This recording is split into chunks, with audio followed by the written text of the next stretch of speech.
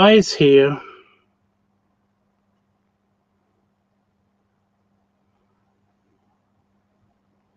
So I'm doing the Discord thing.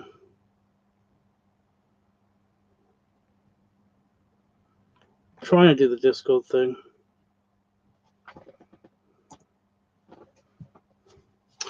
Okay, I am properly here now. I can see the chat and everything.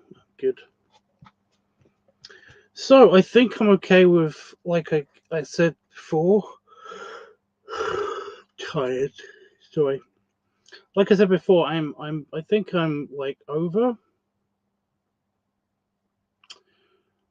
the cold thing. I just need to. Well, actually, no. I need to get over it. See what I mean? Because I still have. I don't know what it is today, but I've just had like what they call brain fog. Just it's been working slowly.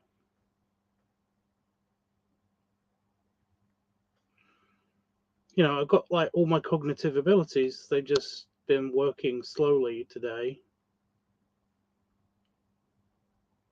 Yeah. My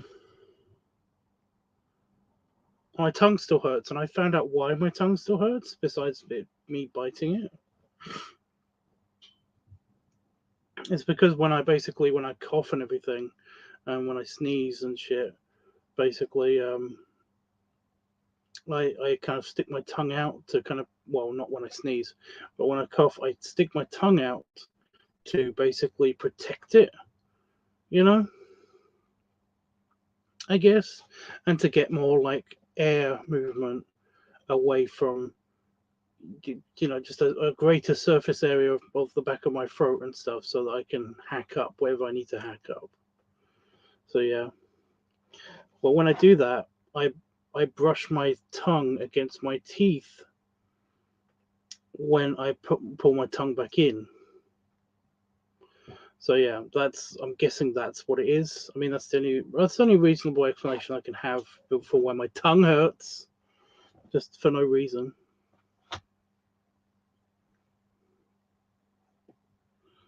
You're getting bombarded by Discord notifications. I turn them off. I turn everything besides the servers that I'm working on. I turn off. So I only get I don't really get notifications to all of the other servers that I'm in. I basically, yeah.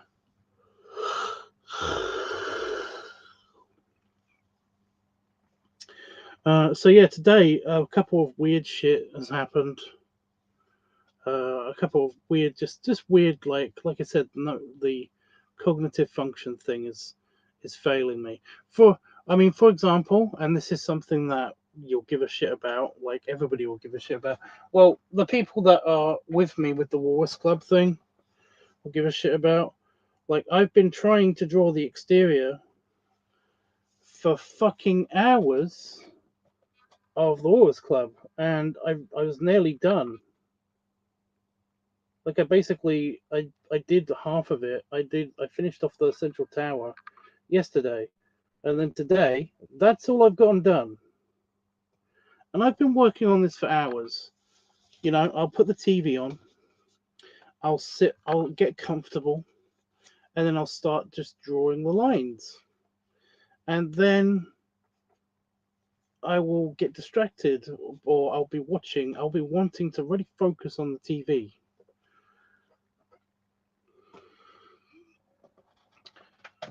So yeah, I've done like a section that hasn't required any brain power whatsoever, because I've already done it. I basically just need to copy what I did for the middle section in the first bit that I did. So it doesn't require me to figure anything out, to basically to make any stylistic choices, anything like that, because I made all those. I've done all of those before. So this should have been ready fast. So there.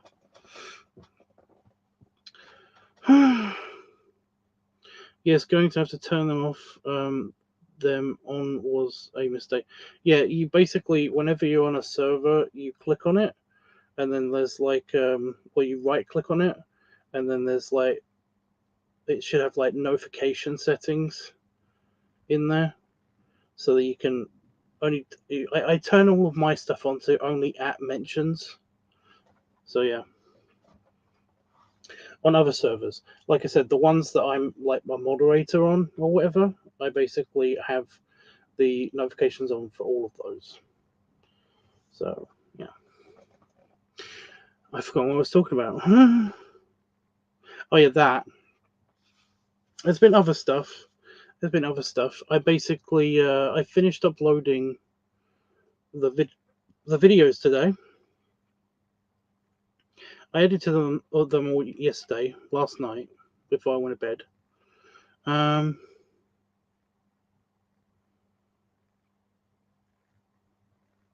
I completely forgot that the power could cut out at any moment in the house, and it didn't do it today. So that's good, kind of.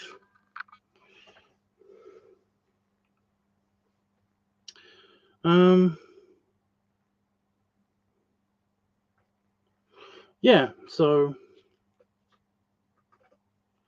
there's that.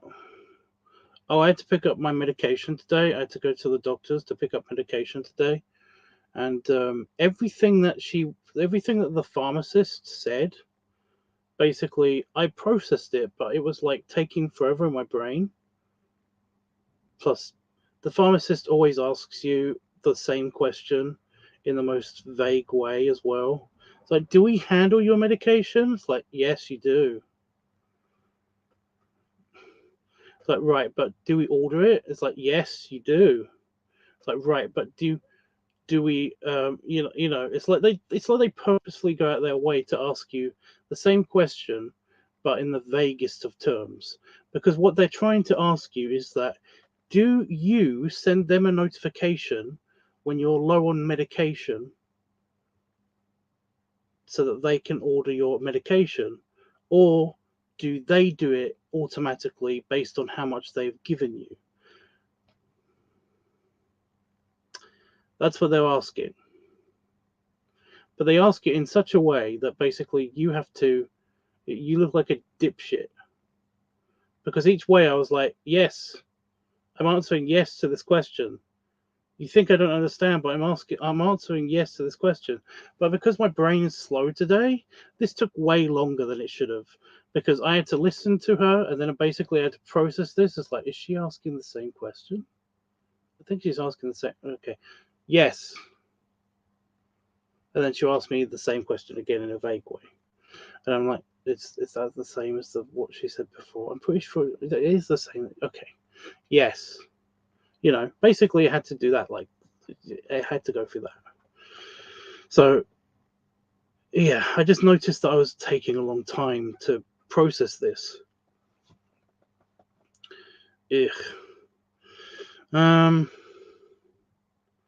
But yeah, I just just little things like that. My brain's been slow.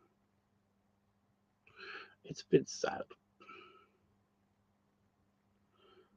I just feel like I feel like I've been whacked in the head, or like I'm slightly drunk or something, or slightly tipsy.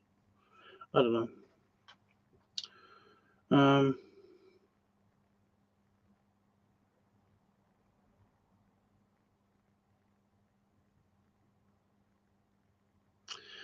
Yeah, I have no idea why I did this, but like I've got tissues in my office, and I basically use them to wipe my nose and stuff.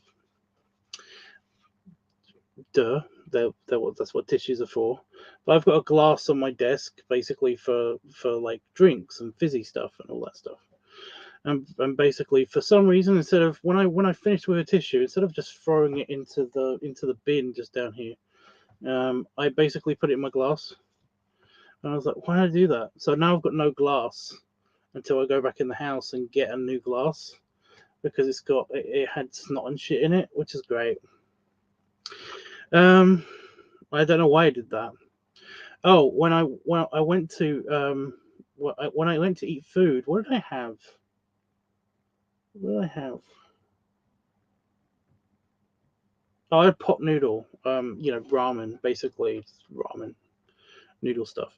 I went to the cutlery drawer in the kitchen, and basically it's like I need to get a fork, and I went to the cutlery drawer and I was like, I what do I use to eat noodles? What do I use?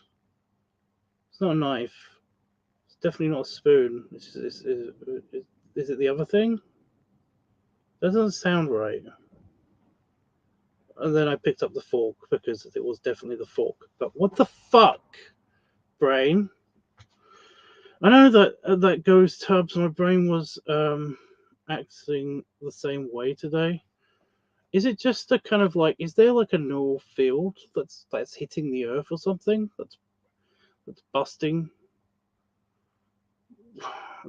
our brains up somehow. I don't know.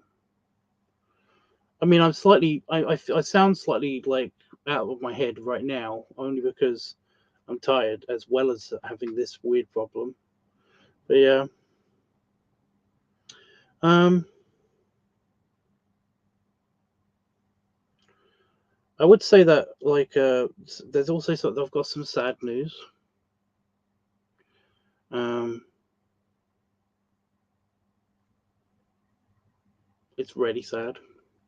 I've been trying not to think about it too much, but I'm not gonna be able to cope today. I don't think because I have basically I have like three dogs. Technically, they're not mine. Technically, they're Daryl's. They're my friend Daryl's. But basically, like I consider them because he's part of our family. It's like they're our dogs as well. And Daryl knows this, by the way. It's not like I'm co-opting parenting of his dogs.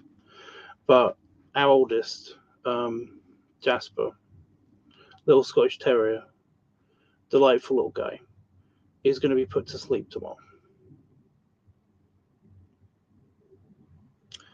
He's basically got what sounds like, I don't know all the details, but he's not eating, and he's been just kind of just very poorly for the past week, and it's like yeah, it's I mean this is a common thing with dogs because they can't tell you when they hurt and stuff. Um, like it's kind of too late to do anything about this, but he's either got an intestinal blockage, which has done bad stuff, already done damage inside him, or he's basically got cancer somewhere in him, which is basically taking up the space. Well, yeah. Um. So yeah, my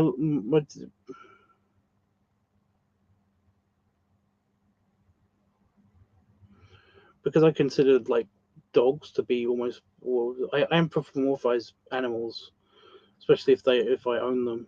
Um, technically, um, so they're kind of like people. That sounds bad. I own slaves. No.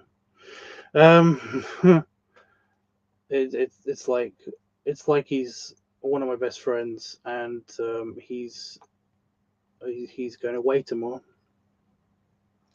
So yeah,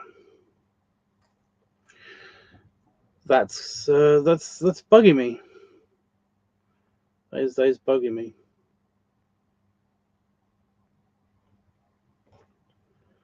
Um, but I'm gonna try to be positive.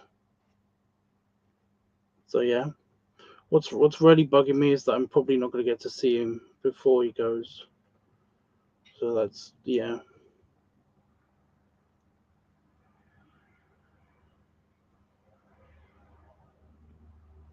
He's so sweet and very misunderstood. And now I've got something in my beard, and that's distracted me. Um,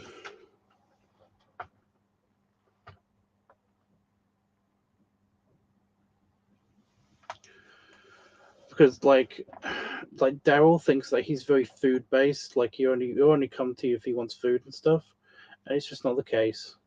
Like he's always come to me for like attention and just loving and stuff. He's always been such a little character. It's so annoying. But I mean, we've all got to go someday.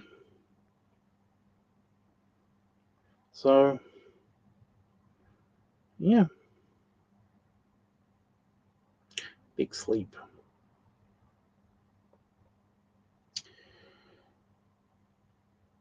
So that's fun.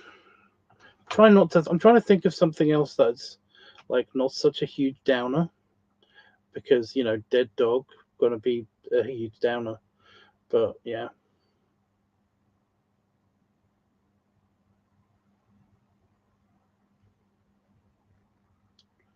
Oh, Ed, I basically I had to put down what I consider to be my brother. Um, I know you've probably heard the story because I told it like so many times, but like like my family was very traditional. It had like my family has had like traditions in the past and stuff, and it's an old Irish tradition that basically, like when you get a kid, when you have a baby, you basically have to have a dog to go with it, have a puppy. And it's like it comes from like the whole weird tradition of like it's kind of a protector dog and also a dog. It's a companion dog, that you're supposed to train as you grow up, from a very young age. It's just a thing. um my family like comes from a lot of like farmers and countrymen from Ireland. So basically, it's a thing. It's a thing. Anyway, um, I think I was like the last of my generation to basically like have this happen to them.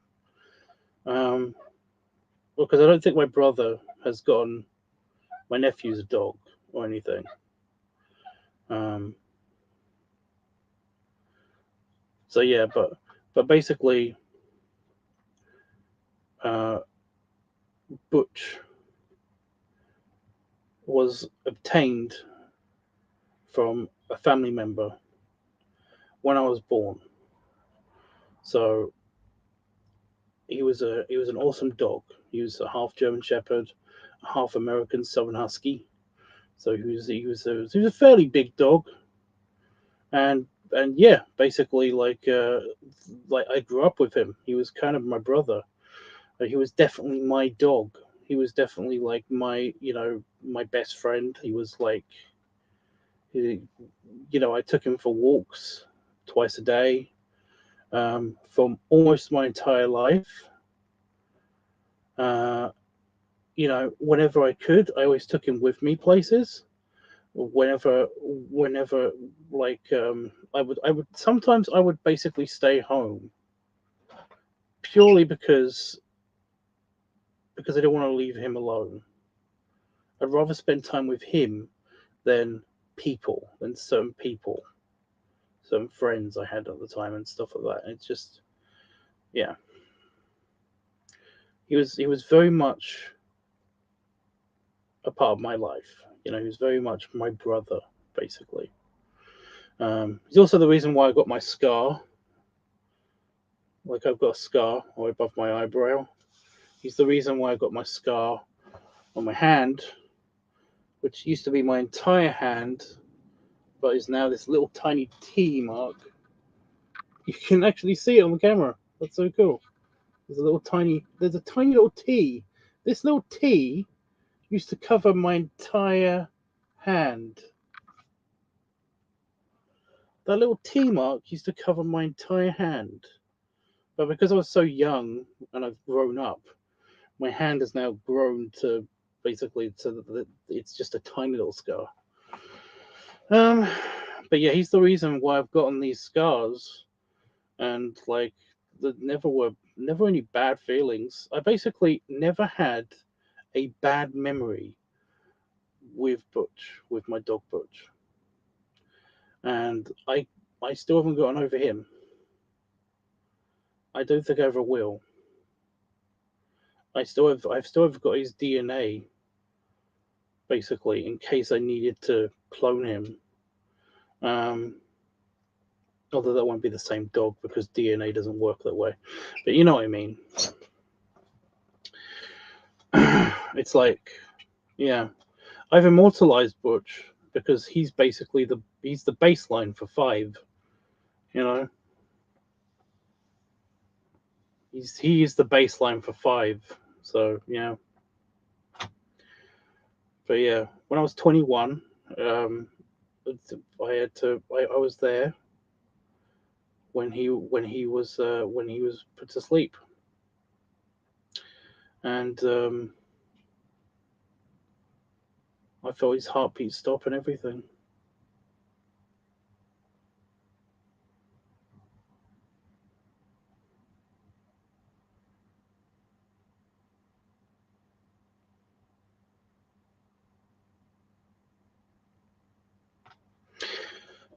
Yeah, a big part of me died that day as well. It was really, really sad.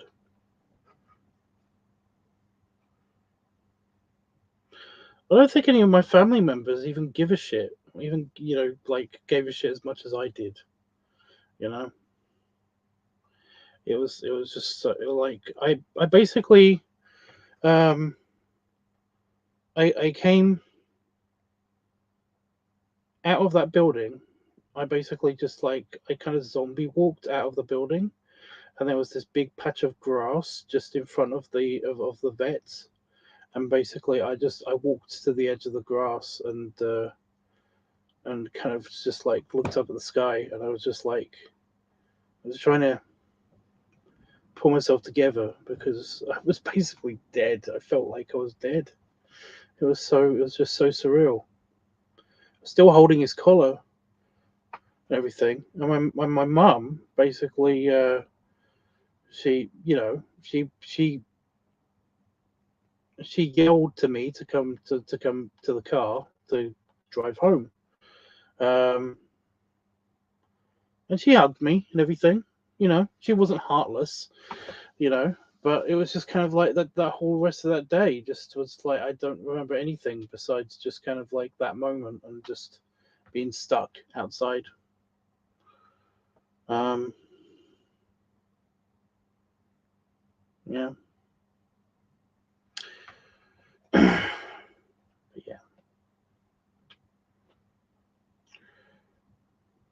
You had written a song about losing a pet to help people cope with losing their pets.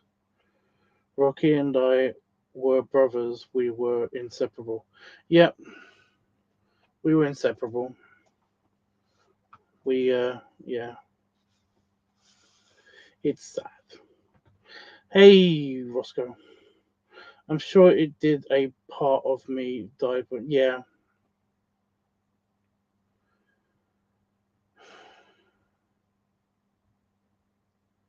it's like those two are the two biggest kind of like losses of my entire life.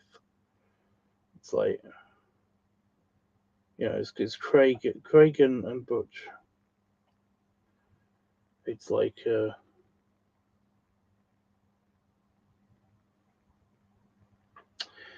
yeah.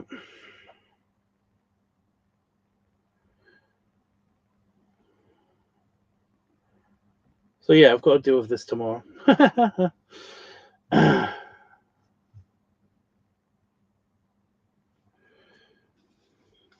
gonna have a nap tomorrow, and then when I wake up, he won't be here anymore, and it will be sad. So yeah, technically, I have like 6 dogs, soon to be 5 dogs, because like I my ex girlfriend, my ex girlfriend, but like she's kind of my like best friend ever. Um, she's basically like she's got 3 dogs, and she basically considers them to be my dogs as well. Because I'm always asking how the dogs are. I'm always like we're always talking about the dogs, and it's like yeah, It's actually really sad because these three dogs are new dogs now. Well, they're new. They've they've been around for about a year, and they're kind of, I hate to say that, but they're kind of replacement dogs because the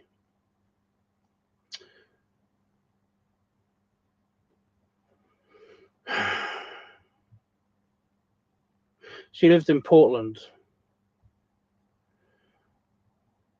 and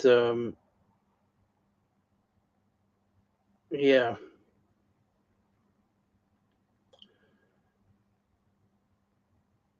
I don't know why people do this. I don't know why people would do this. Basically, she like rioters and protesters or whatever you want to call them, uh, basically killed her three dogs, killed our three dogs. Like they basically murdered members of her family. I fucking hate that so much. It's such fucking bullshit. I can't believe it. So yeah, thanks, Oscar. I hope so too. I'm trying to think of other things. Ugh.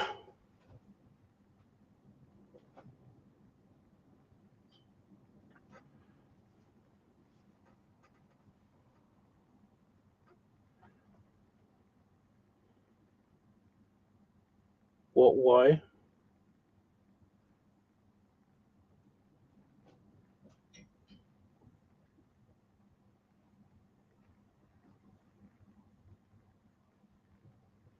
So, do you know what happened in Portland, in America? Like how many years ago was the BLM protests?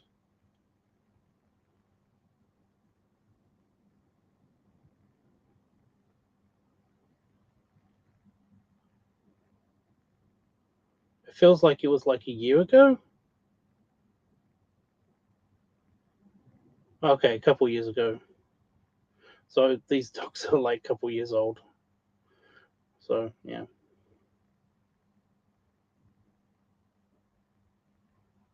I don't know why they would do that.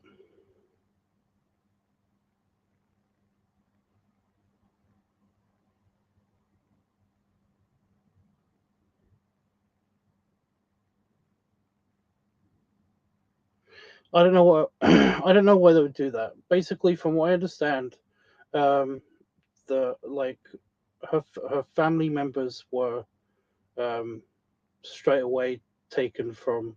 Was it? I don't think it was like school. Was it a weekend? I have no idea when it was. They basically were staying over friends and like family members. She was like an on call. She's a vet. She's a veterinarian, not like a veteran. She's a veterinarian. She's a vet, and basically like nobody was at home, and um, it was just the dogs, and her house was on one of the streets that the protesters went down, and basically like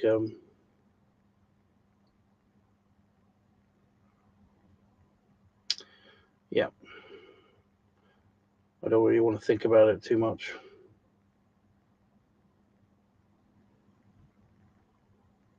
So yeah, fun.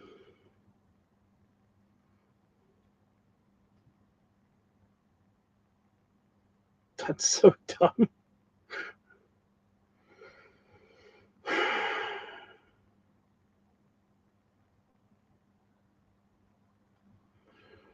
Yeah, I just she kind of she lives in like not like Portland, but now she lives kind of. I think she should have moved way further away. I don't understand why she didn't. It's really dumb to me. She's just moved on to the other side of Portland in a more suburban area. So yeah, it's like what,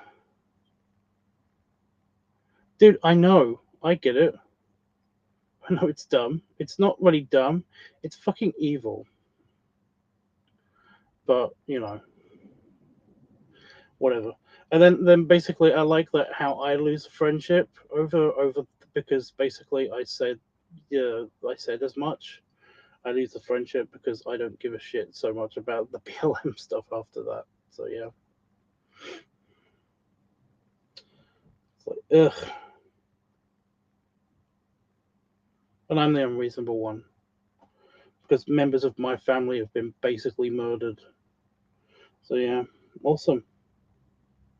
Right, I'm trying to think of something positive. Anything positive?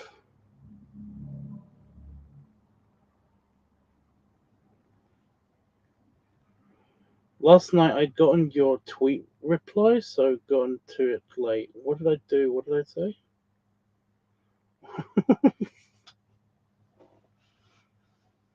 Oh, Roscoe, if you're still here, um, yeah, was it Ed? Ed, were you the one that wanted to work on something with, like, the Wars Club or something?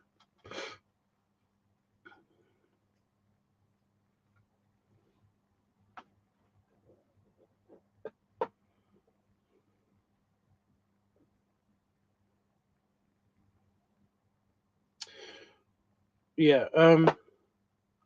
From what I understand, because yeah, the law. The problem is that Roscoe wanted to build something with. He wanted to build the law up more with the Wars Club. I basically have like the knowledge of the Wars Club, like kind of already established in my head how I think it should go. But it's like it's very fluid. I don't mind if things are changed. It's just that I'm kind of the guy that knows the history of how things are, how things were back then and stuff.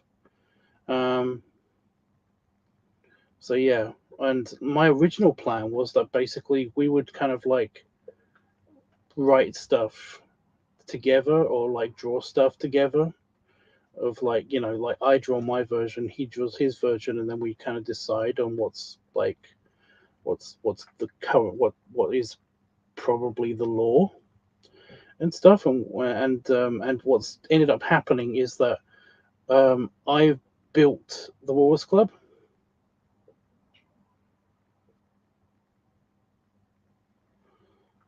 Like I kind of built the Wars Club palace,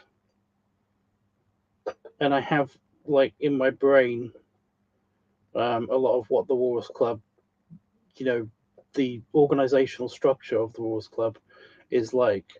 In so much that basically I kind of like built the rules whilst I was drawing it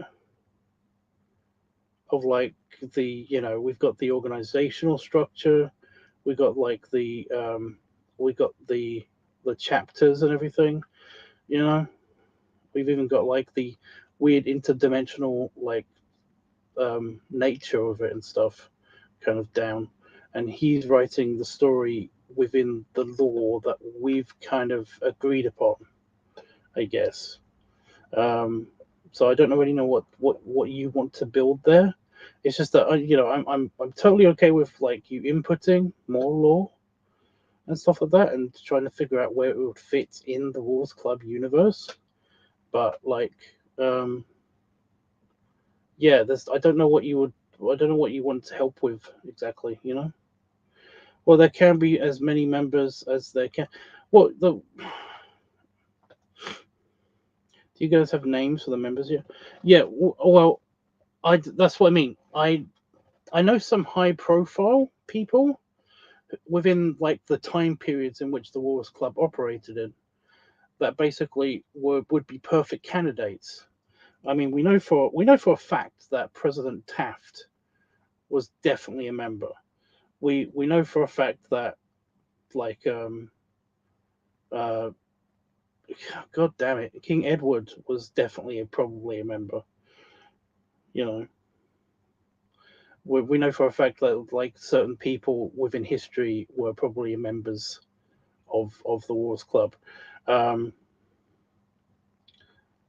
so yeah, it's kind of like it's just whatever characters that you want to add into it.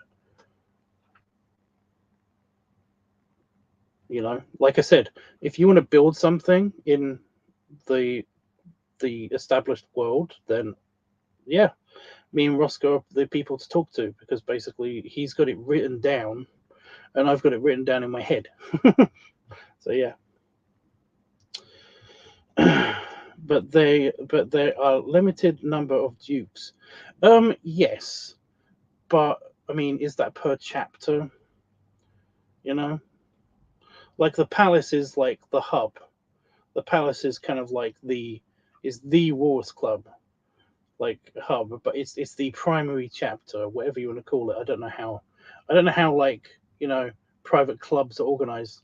Um, but they have like chapters in inside cities and stuff, in like major cities and stuff. So like if you could find the Wars Club um in whatever city, then basically they've got their own, they've got the king of that particular Wars Club.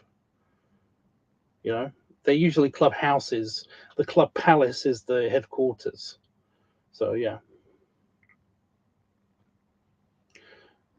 Well, that's what I mean. I don't mind what you want. What I don't know exactly what you want to help with. You know.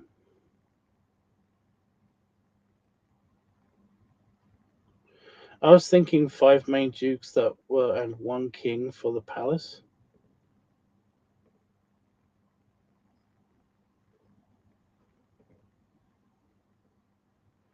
Build the personalities or something. Well, I'm like I said, I basically know the setting and the world and the lore.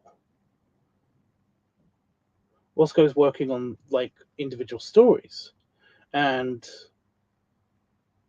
stuff. So like I guess he would be the one to talk to for like characters and everything. If you have a question of like would a certain character fit into the universe, then basically I would be the one to talk to, kind of, I guess. But that's it, you know.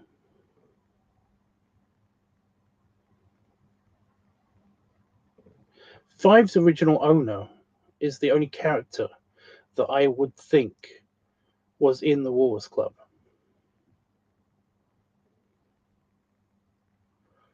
Like I've got a picture of him and everything.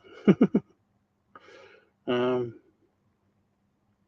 it's one of these old, what odd, one of these odd AI generated things. I think. I think I can't remember his name, but a guy on Twitter basically did, and it looks just like him. So yeah.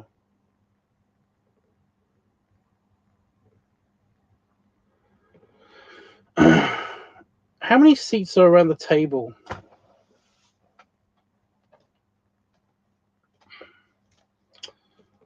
of the dining room?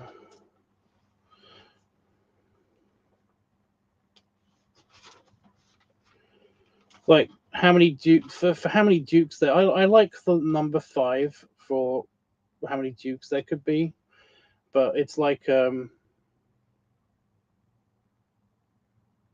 yeah.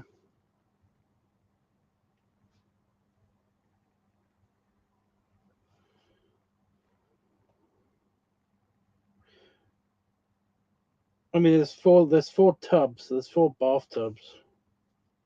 But that's only because there's enough space for that.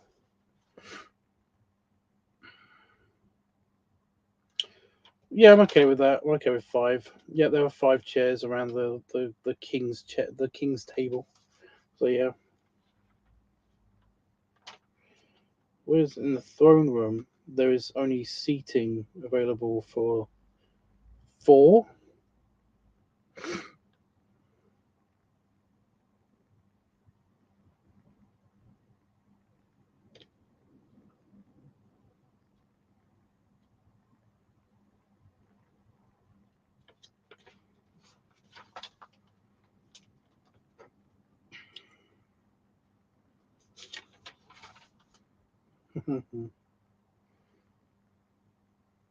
I really want to go in this pool. I really want to go in the pool.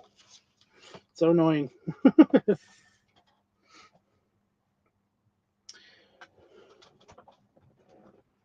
Ow. Ow. Um, Think of how they are doing Star Trek. I'm writing the Wars Club. You can be the one to do the Wars Club, the next generation, if you get me. That is actually an interesting idea, because I was thinking about doing a a modern day version of the Wars Club and what that would look like. But I don't think there's not really an equivalent for it. We don't really have, gentlemen's clubs in England are just they're not as cool as they used to be. There are no fat men's clubs anymore.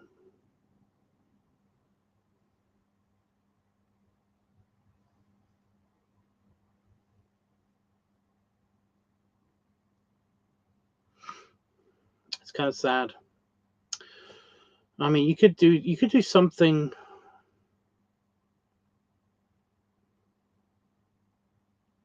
like set in the 50s, 60s, maybe. I guess. It's just that once you get into the 70s and 80s, then it becomes kind of a bit redundant. They started to not exist. Just gentlemen clubs, in the sense that the Wars Club is they started to become less and less fashionable, and yeah, it's like a thing.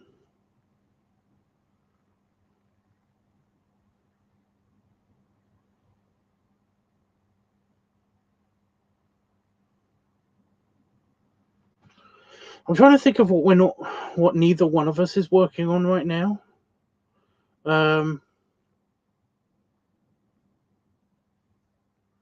Like my next thing is going to be to actually do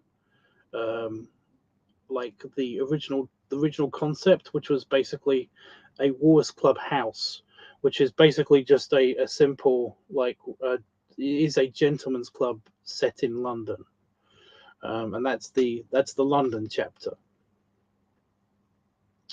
So it's going to be a lot smaller than the gentleman's club, and there's going to be a lot less private rooms, obviously, the palace. So yeah, it's going to be a lot smaller. They're probably not going to be it's probably literally going to be like a mini restaurant and a big lounge that's also got a bar in it. I don't know.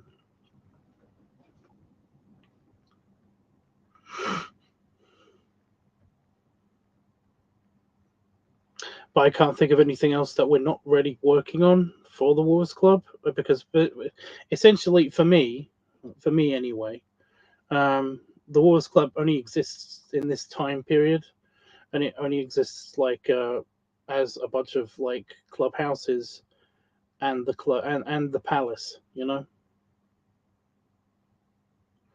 So whatever you want else what you want to do with the idea after that, I'm kind of I'm okay with.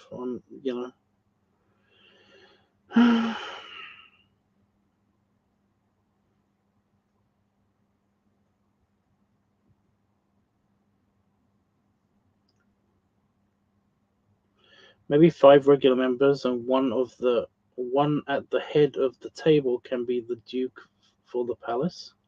For that palace. No, okay.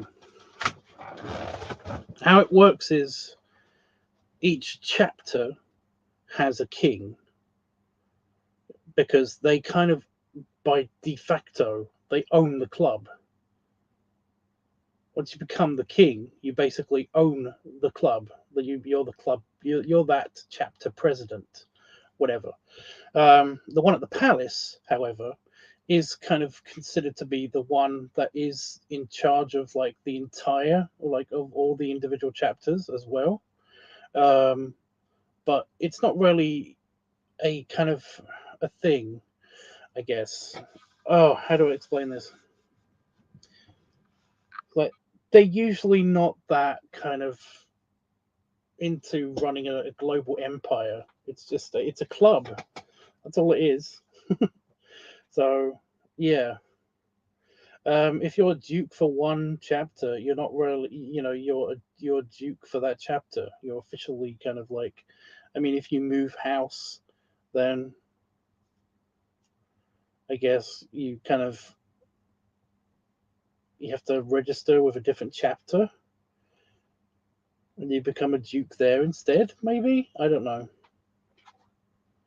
It's like I'd have to. It would have to be on a case by case basis. So I would have to talk about it, I guess. The Wars Club Modern Times just have. Oh, I've read past it. Wait a minute. It's easier if I have it on the screen. The Wars Club Modern Times just have a fat rich man buy the Wars Club name and start over. I'll buy it.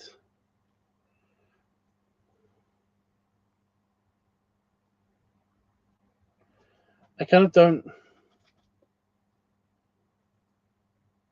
Okay. Bringing it to the 21st century. Well, the problem is you can't really start, but it's not a thing.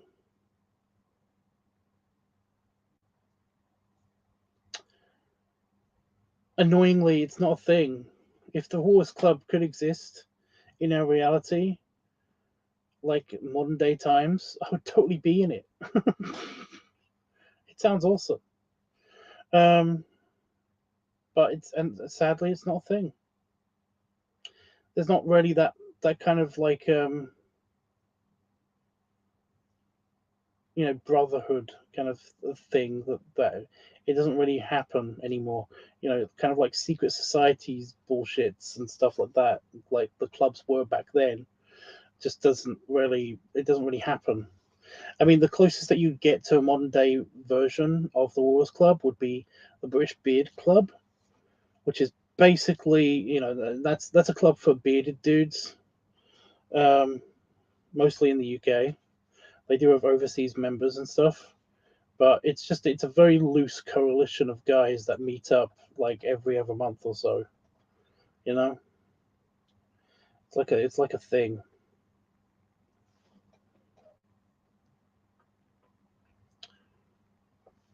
So I don't think that this concept would work in modern day times. The witch can do whatever they want. They just set the same rules as the old one. Again, it would be incredibly select few. It wouldn't be the size of the original Wars Club. It would be, sadly, sadly, there aren't just in reality nowadays. There aren't that many fat business like owners. You know, like large business owners that are also chubby. It doesn't work.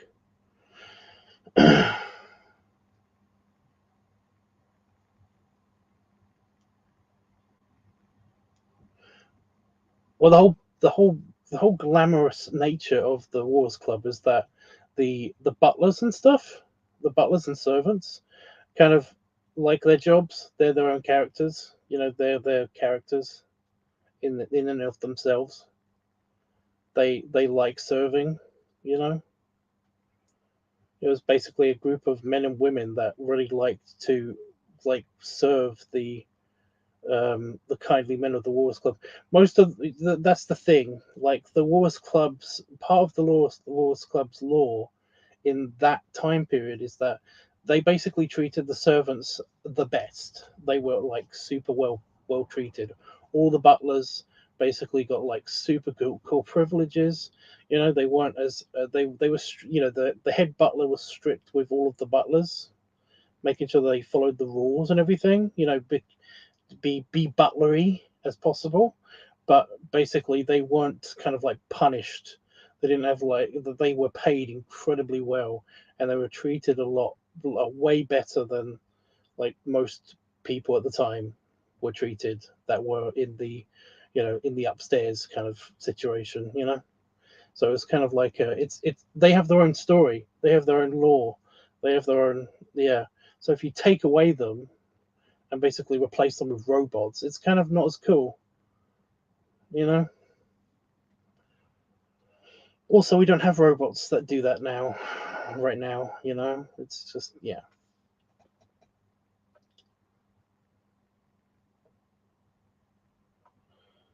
Lifts become elevators. Well, lifts are elevators. They're the same thing. The Dukes are still there with their own king. Maybe it if this new recreation works, they can spread out and make more club. That dude, they did this already. You know, they did this in the 18th century. Whatever though, it's I mean it's your story in the future. It's your story. For me, like I said, though, I'm just saying, like for the Wars Club of this of that particular era, it's essentially kind of, yeah. That's just how it works with them. You can do whatever you want.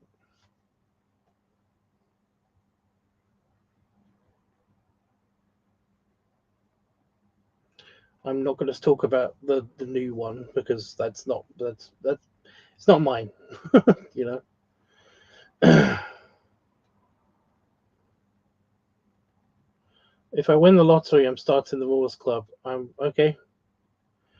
I can work on a separate timeline. Again, go for it. That's a mad idea. My bad. No, like I said, it's not my thing. You can work on whatever you want.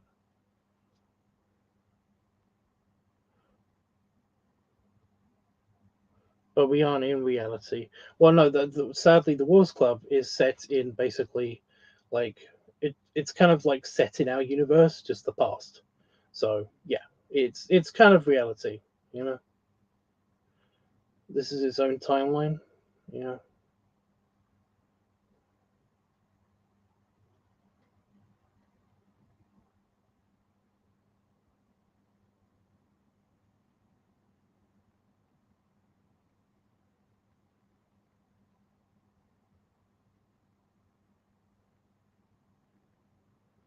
Okay.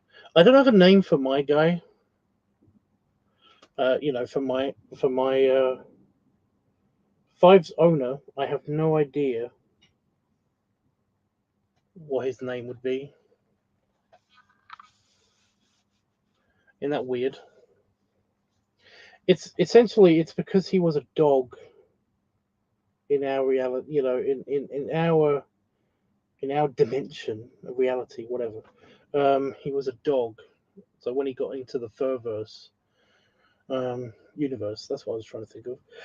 When he got into the Furverse, he basically he didn't have that much information on like anything because he could just like he couldn't talk, so he didn't really understand language that much. So he didn't really know his master's name, you know.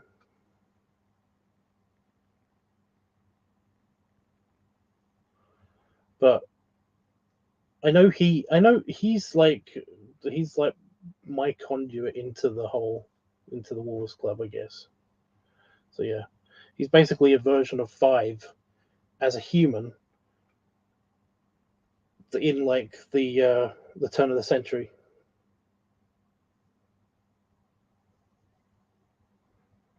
In Mary Poppins times.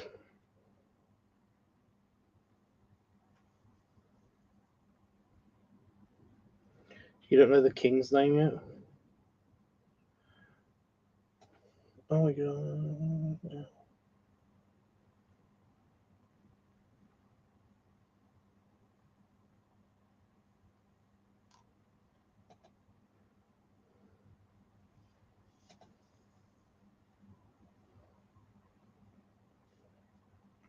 You also have to figure out when this is taking place because it's like it it operates like in a very very short window of time, sort of. It's like 50 years or something. It operates from like well, when was like the earliest date? It's like late Victorian, um, till just after the Edwardian period. It's like a 50-year gap, you know. That's like that kind of like moves around in this nebulous bit of time, and that's when it like operates from. So you could, assuming that we get a new king every year, you could say, or every like 2 or 3 years, you could say that basically it's like there are at least like 20 different kings that you could have had, you know.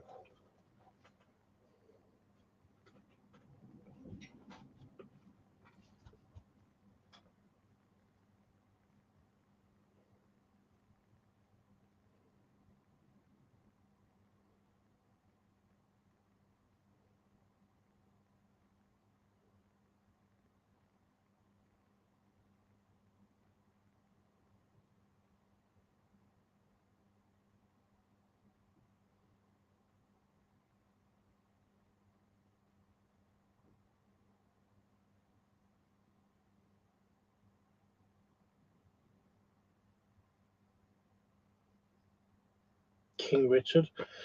Yes, I mean, is there? Yeah, okay. But I will choose them myself since they will be based on their character types.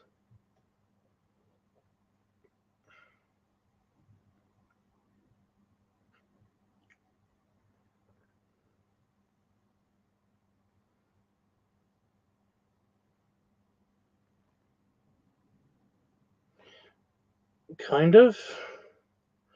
I don't know. King Dick sounds a bit weird, but let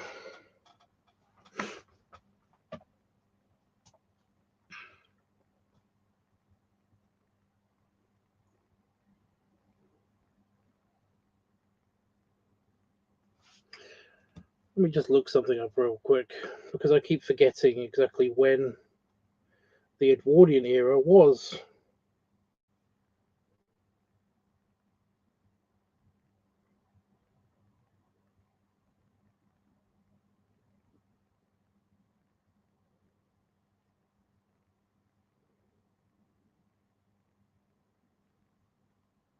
(1901 to 1910).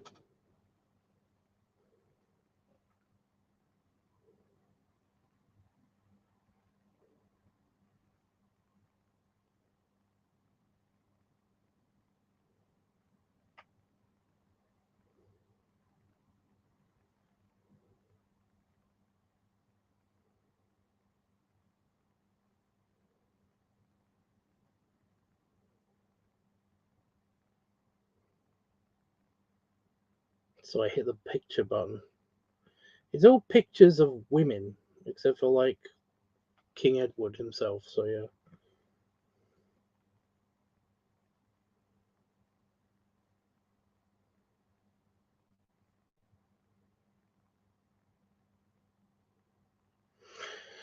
Yeah.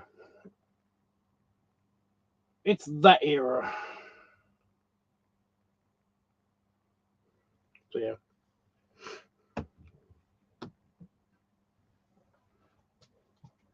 So I would say that basically it kind of like lasted until what?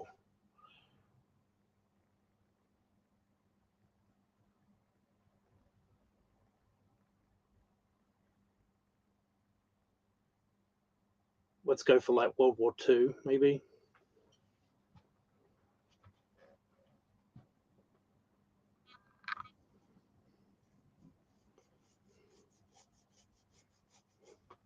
So it was like, yeah.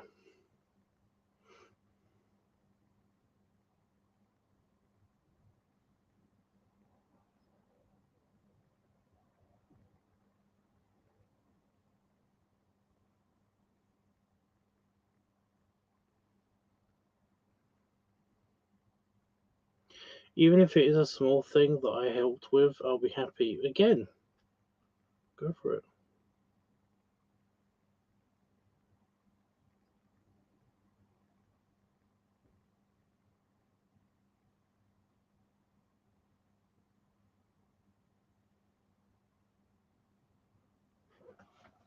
Right. I mean, you've got the descriptions of what dukes are, right?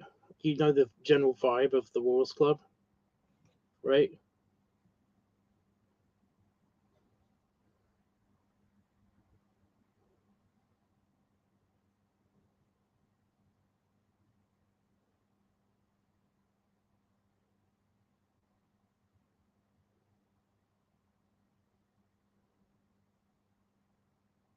I was asking Ed. I know you do, Roscoe. And you've got like a whole building to basically like let them have fun in. So yeah. Oh, by the way, somebody was asking me. I don't think it was either of you, but I'm not sure. Somebody was asking me why I didn't do an isometric for the private chambers. You know, the private room that's just off of the lounge. And the reason is because it changes. It's not a uniform space. You know, doing a layout for it was kind of like a little bit of a mistake, even because it changes with every king. Basically, that room changes to whatever the specifications is that they want it to be. You know, so I basically didn't want to waste time in doing the room.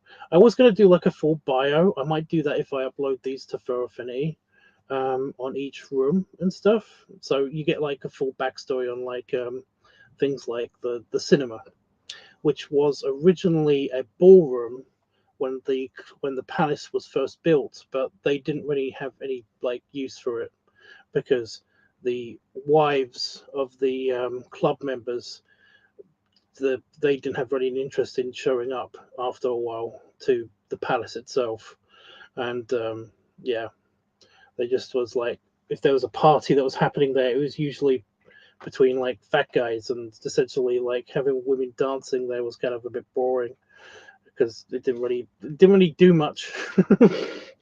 You know, it's like just they would be dancing, the big guys would bump into each other. It would be kind of a bit of an awkward situation. And besides, they just kind of like they have a pool, and they would just hold their parties and stuff in the pool room, because like the deeper section of the pool can actually like be, it can have its, like it has like a roof. You know, you can basically put planks down and stuff.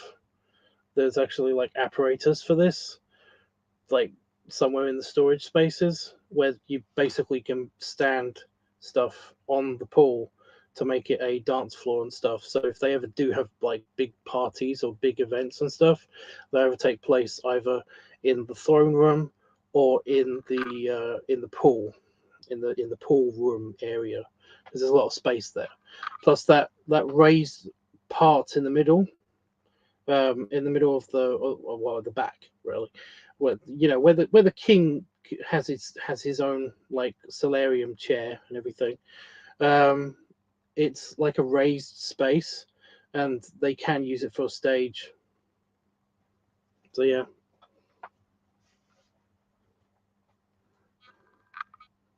but I was going to do like bios on every single room. So yeah,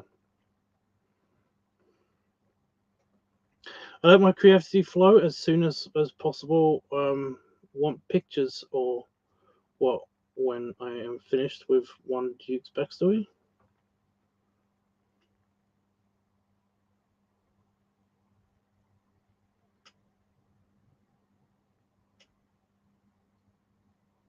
We don't need any pictures. I can give you a picture of one of them, one of the dukes, because, like I said, I kind of want like Five's owner, this one guy, to be one of the dukes, and like I got a picture, so you can like do a backstory for him, I guess, because I don't really have much for him besides he was kind of a wizard. I mean, that's it. It's like he was kind of a wizard. So yeah.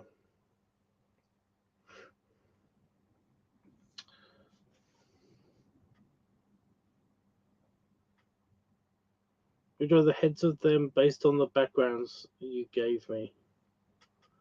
Okay. A Panafox. Okay, got it. So I can write their backstories on piece of paper and send it to you. I mean, it'd be better if you type it out. But you can send it to me or Roscoe. It'd probably be better to send it to Roscoe because he's got like a have you got a database or something? He's got like a Google Docs thing.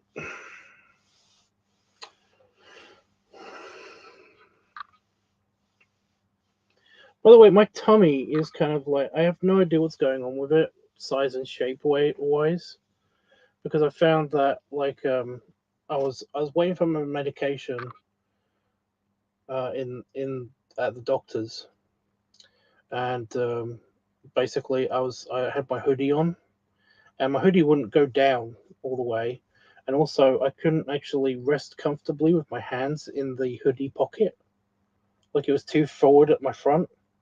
My hands kept sliding out of the pockets of my hoodie.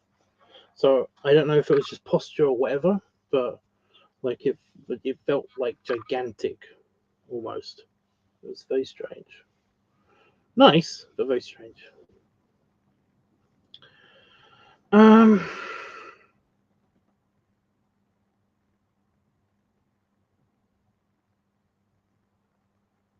I have to replace someone? Okay, for what?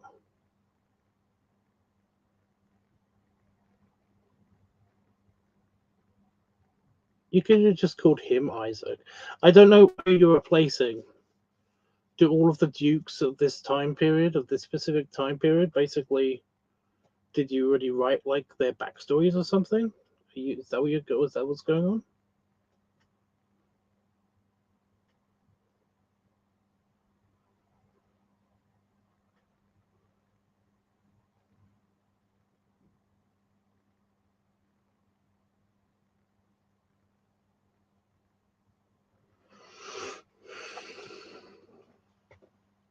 I don't know what's happening. I is confused. Hey Roscoe, I had brain fog earlier today. I still kind of do, and this would have been finished usually by now, but for some reason it took me fucking forever to get to this far. But it's almost done. Like I said, I would have finished this already by now, but I don't know why it's taking me so long. I've just been feeling very whacked on the head all day. So yeah, it will be definitely probably finished by tomorrow. That's just the external view. I'll make a rougher version when I do the grounds picture.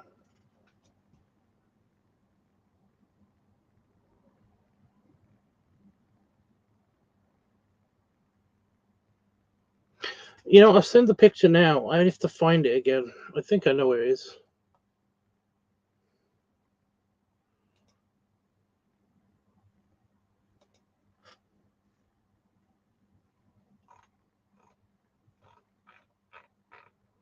It was in the art stuff a while ago.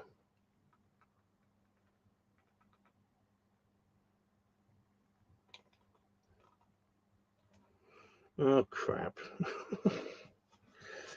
Okay.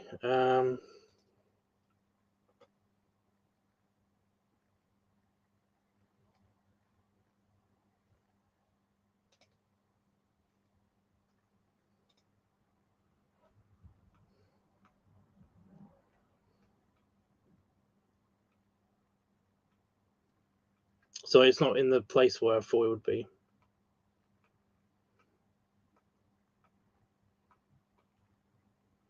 So it's just in the general picture folder, which is annoying because it's got like so many pictures in it.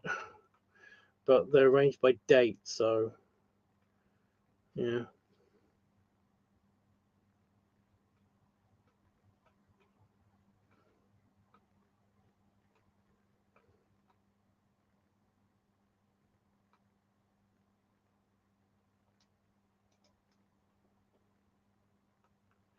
I think it's that one. I've got two on here.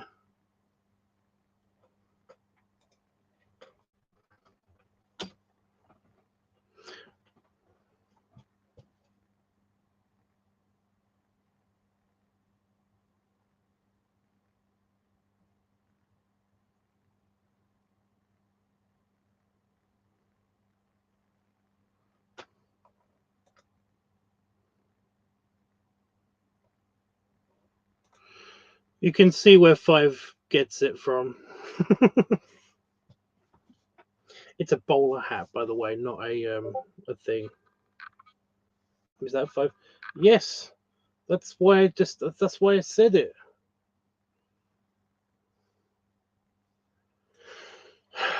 That's why I said it. Oh my god, shut up. Because in case you didn't know, do you know 5's backstory?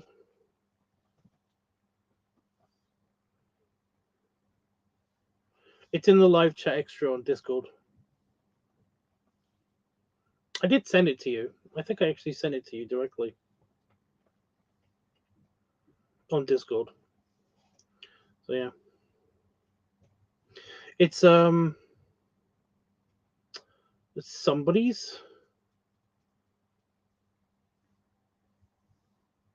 Oh, I think it's Red Bear or something. Big Red Bear or Red Bear Big or something on Tumblr. I think that's, yeah. I'm sorry, what? I'm sorry. Now somebody's talking to me on Discord.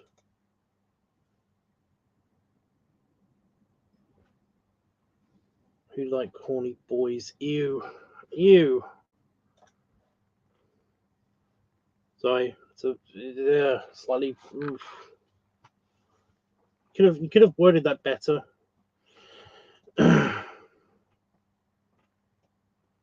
He was bisexual.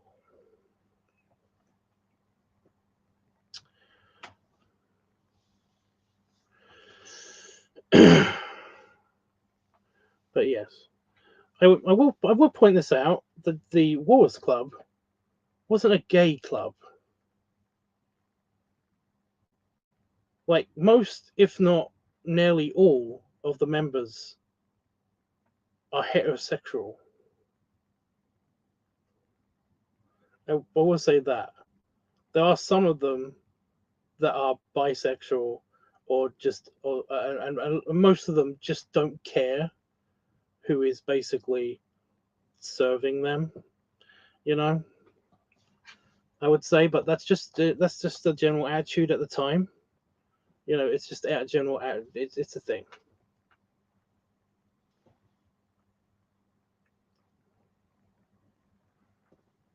I didn't get your direct message yet. If you sent it, I put it on live chat extra. I did say that several times. Again, it was the attitude of the time. You know, people who were homosexuals, you know, homosexuality in the Edwardian era wasn't really a big deal, but it wasn't very well publicized at the same time. You know, like it was still illegal in most countries for homosexuality to actually exist. So basically, like bisexuality, like again, low key bisexuality in the United Kingdom was kind of like was not really a big deal, but you know, yeah, it was a thing.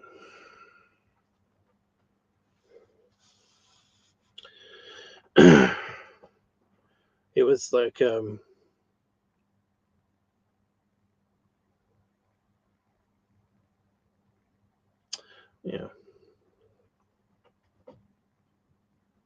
you have to realize that, like, you know, how we view like sexuality and stuff in the modern era is kind of is very strange, because basically ever since, what was it like, ever since like when they were like the middle, the Middle Ages, the the Dark Ages and stuff like that. Yeah, it was kind of considered to be like a sin. It was like it was a huge deal. It was basically like hugely frowned upon. Wasn't really a thing for a hell of a long time. Basically, I think it was like in the 1400s where it was kind of like less of a big deal, but still a hugely big deal, to the point where basically you kind of like every man and woman was considered to be heterosexual, and it like homosexuality wasn't even brought up or talked about or discussed or anything.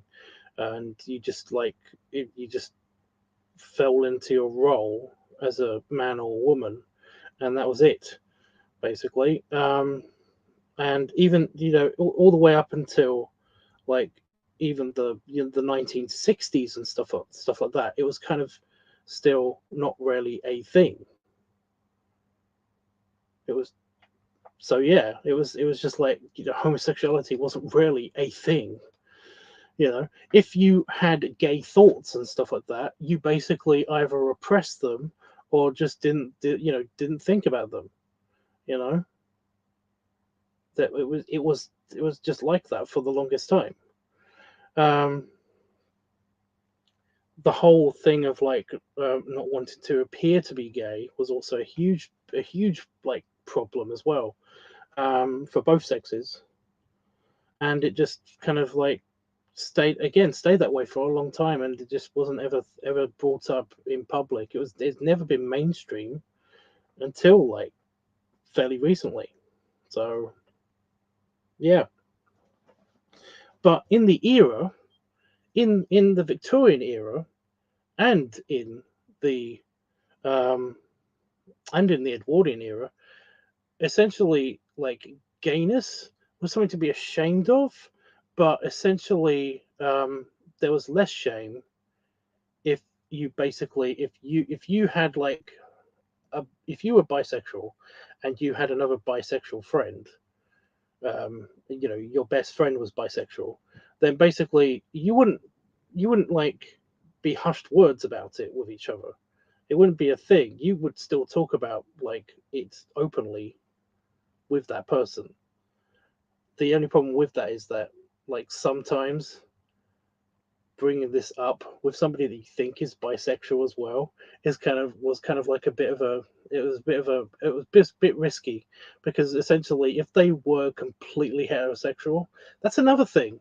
The actual rate of of of bisexuality and homosexuality was incredibly low back then as well, or if it would appear to be low, because from a very early age, if you were bisexual or homosexual, um,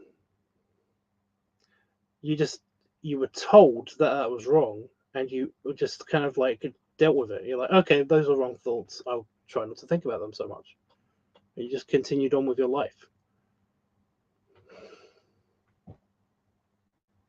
It was just a thing. So you would not consider yourself to be even bisexual or homosexual at all. You would consider yourself to be heterosexual, because that's by default what you are.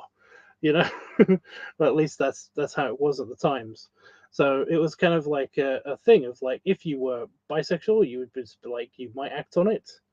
I mean, if you were gay, you might act on it, but you both understood, you and your gay partner would both understand that basically this is never to be talked about outside of us. This is never to be talked about. This is not to be revealed. This is nothing. So essentially, you also had a lot of private spaces in the past. Basically, especially in the Victorian and or Edwardian period, there were a lot more private spaces. There were a lot more doors.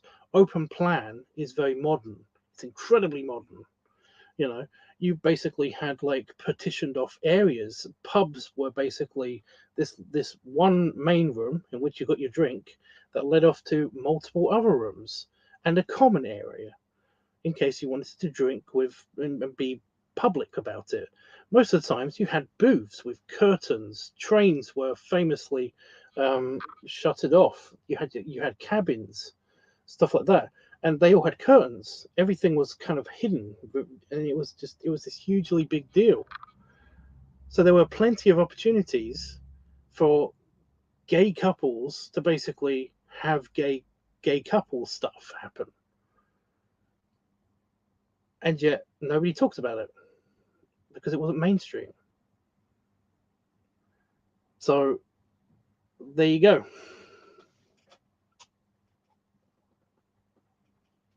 You just missed some of what you're gonna have to watch it on playback. I'm sorry. Um, I was just talking about like the how people viewed homosexuality back in the past and stuff like that, and essentially, um, gentlemen clubs as well. This this is another thing. Gentlemen clubs were kind of like also that they had the kind of like homosexuality vibe to them a lot of the time, in the sense that basically it was like a segregated men only club where you don't talk about what happens at the club. Basically, it's like you go to the club and you have some fun. What that fun is, you don't really basically talk about it, especially to your family. So I will. Sorry, my YouTube app just decided to crash for no reason. It's okay. It's okay. Like I said, I'm not going to go over it again because it's just like it's just the views on sexuality back in the past. But is five, five is bisexual.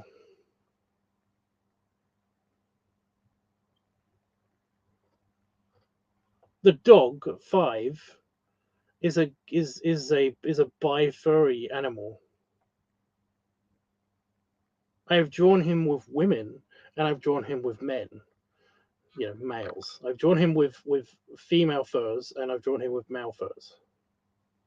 Five's, I've already said, Five's owner is bisexual. He has a wife. He had a wife. I'm sorry, he had a wife.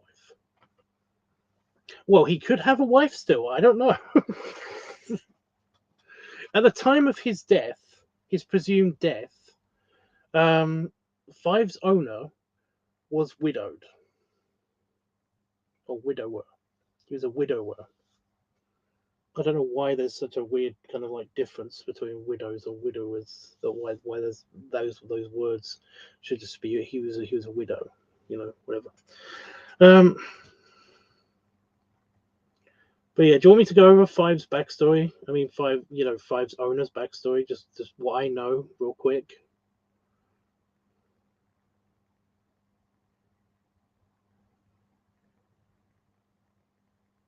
Five the dog is bi. Five's owner, who I don't even know the name of, is is is bisexual as well. At the very least, he's bisexual. At the time of Five's death, at the time of Five's owner's death, he basically was he had a wife in the past, but she'd passed away a couple of years ago, before he died. But yeah, do you want me to go over Five's backstory real quick? Because I did do a comic of it, but I left that at Craig's, and Craig passed away, along with a bunch of my illustration work and my tattoo designs. So yeah.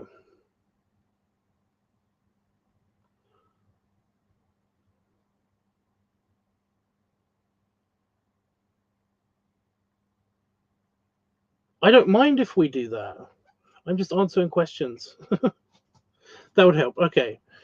Five, the dog, my character from my persona, um, basically like my persona in the Furverse and stuff like that. How he got to the Furverse is actually an interesting story, because in Edwardian times or post Edwardian times, in what I presume to be London, it was a city of some sort. And Roscoe's heard this already, but just a retelling wouldn't matter so much.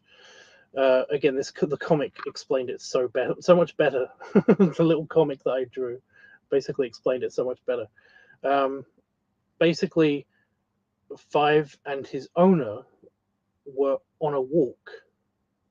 They were just walking down the street, and Five's owner, basically, like I said, he was not a magician. He was kind of a wizard, but in Edwardian times. So he was a wizard. So who knows how old he is? Again, you can write the backstory. But essentially he was mugged. He was mugged, and wasn't in the position to fight back this many muggers, because there was like 4 or 5 of them, and one of them was definitely armed with either a knife or a gun. You can figure it out. I can't remember what I drew. And basically, because he knew he couldn't defend himself, he had a wizard power, and he had this special like wizard pocket watch, and essentially it was a portal. It was basically an escape hatch. He basically threw the pocket watch down, and it made a portal. And what happened was, Five, the dog,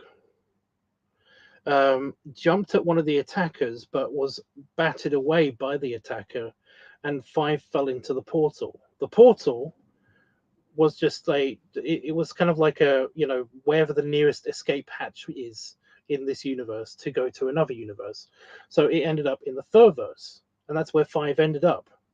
But then the portal closed, like very very shortly after Five fell into the portal.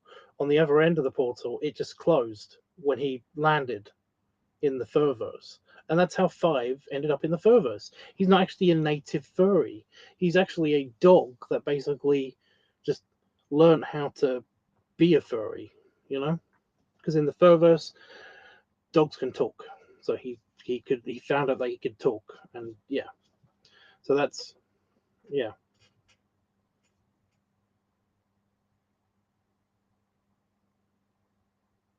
So that's the whole backstory. That's Five's backstory. So all we know from Five's about Five's owner is that he looked like that, and Roscoe, yes, I agree. That is kind of goals for how I want to look when I'm like 40 something, for sure. Um, if I could get away with looking like that now, I would totally do it, but I don't think I can. But yeah, um, he was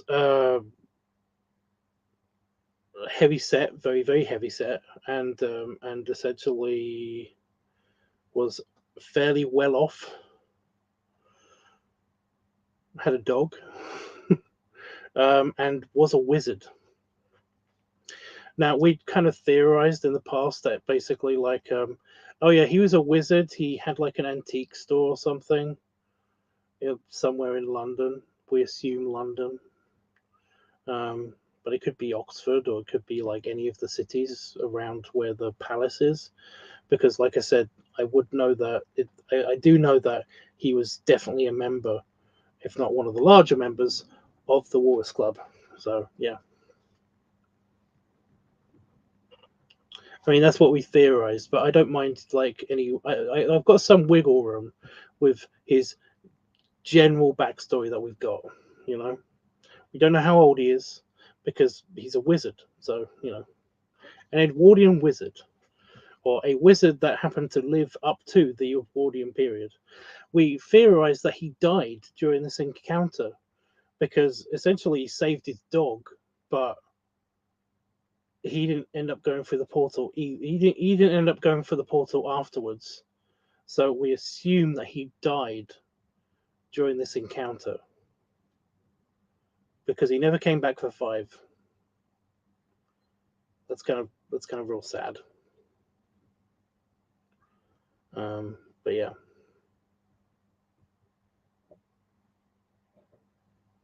Also, we don't know. We don't know, like, the Furverse is kind of out of sync with at least Edwardian period, our reality. We assume, because Five isn't immortal. He's got a furry lifespan, but Five is definitely like in his like, I would say in his 40s. So yeah.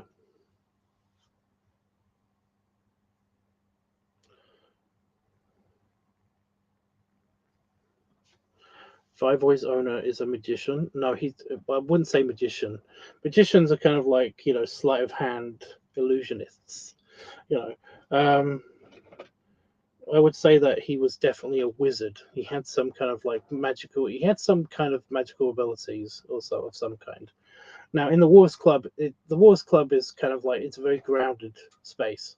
In other words, basically, like, there may be some kind of like weirdly of the time ghostly apparitions and stuff that appear, and sometimes they do appear to be walruses, but that's just that's kind of like a niche story that Roscoe's working on about the furverse version of the Wars Club, because everything that exists here also exists in the normal universe.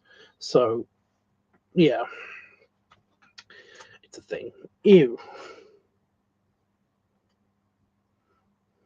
So I just put my thumb right where my tissue is, and it had some snot on it. Just fold the tissue up. Okay.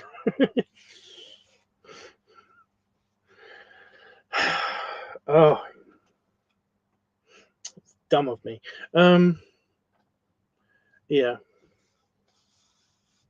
it's basically like it's kind of a hidden thing. He's not like an out and proud magician, wizard. Damn it! Don't do that. A clown colony, circus. Fuck. So yeah,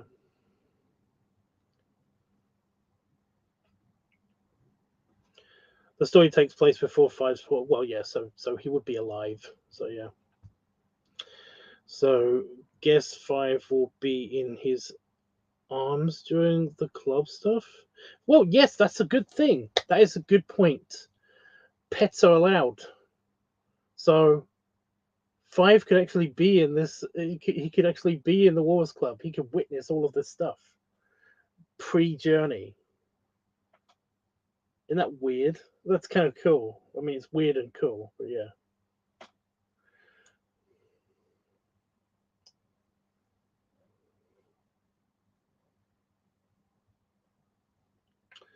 Gonna save the picture of the owner.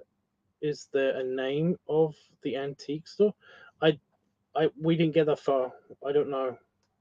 Also, dogs can't read usually. Basically, like the reason why we don't know the you know much else about this is because like I said, dogs can't read. They don't know the language apart of humans, apart from certain words. They can learn up to like 200 words or something. I can't remember, but yeah. So he basically got his intelligence and all that stuff when he arrived in the Furverse. So he basically was just a dog, just a dog, you back there. So we don't know the name of anything. We don't know the name of you don't. We don't know the owner's name. So yeah.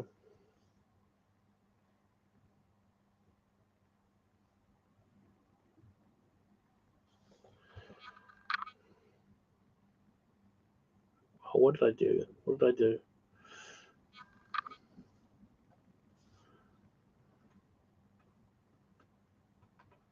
Why do I want to base Five's owner's name on something from Nordic mythology?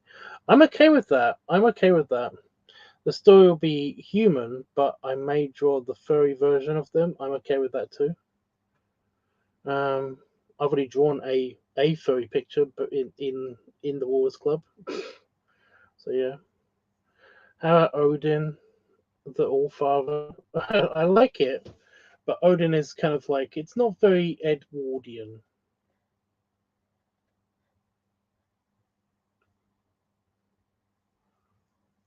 It might, he might have gone by Odin at some stage in his life, but yeah,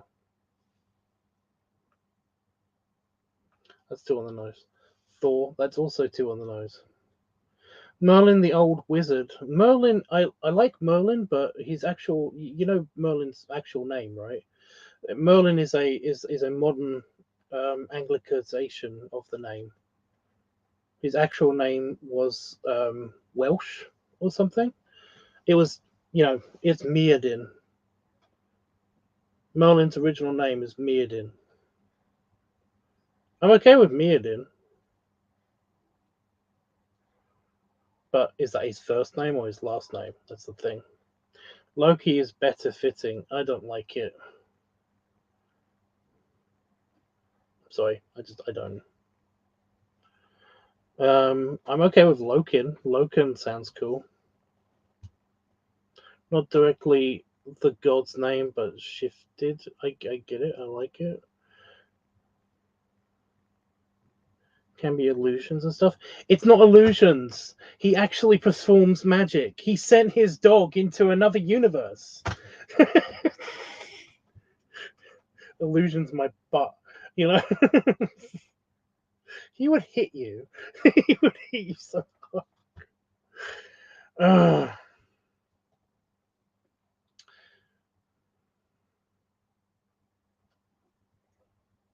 I like Meodin still. I'm just saying I like that better. Naming someone directly a god name is other. Excuse me. Loken, not Lokin. I would say would be better. I don't know.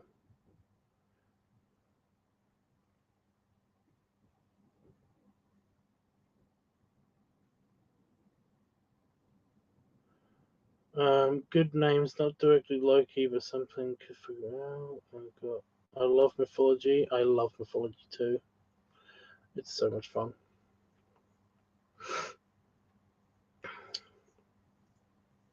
I need to find a new, a proper, like, an actual physical copy of the Prosetta. I really do want. I want that.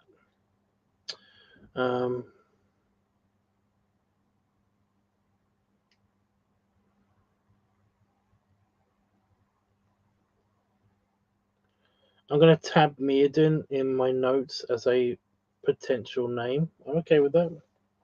Out of Loken and Meardin, Meardin, Meardin. Um, if we were to pick one, I would say that basically I like Meardin better. But I do feel like Loken. If we were going to call him Loken Meardin, then I would say that basically I'm okay with that. But Loken still isn't a kind of like a, I don't know. Could That would be funny if basically like he was an actual wizard and he was Merlin, but he's just fat Merlin now. you know.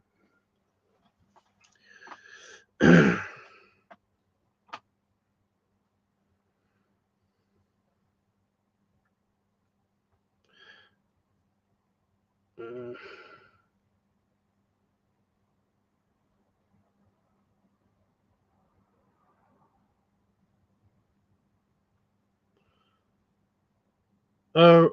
Got it. Was telling you Loki's law. You're telling me Loki's law? Why? I know Loki now from God of War. Spoilers. Not to me. I know. I know Loki's law.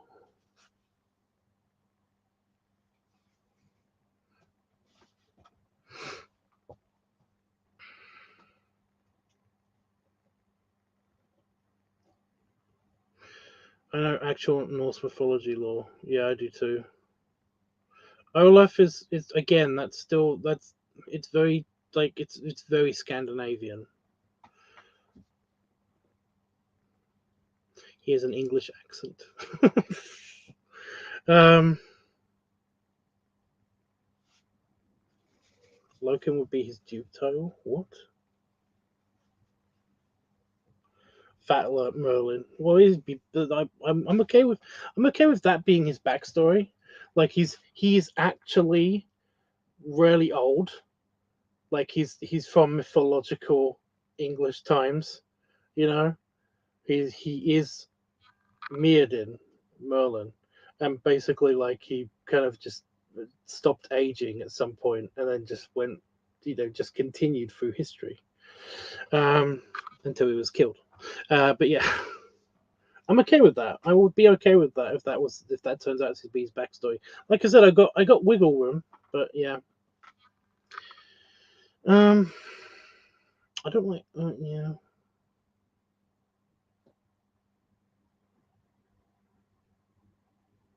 Loken will be his Duke title. Are we gonna have Duke titles?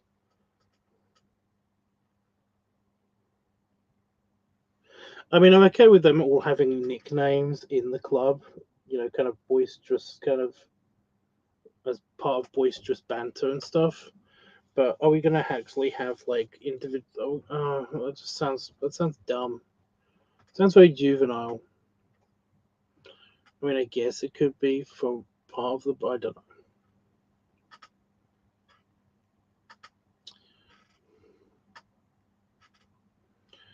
I know the actual lore, but God of War is recent in my mind.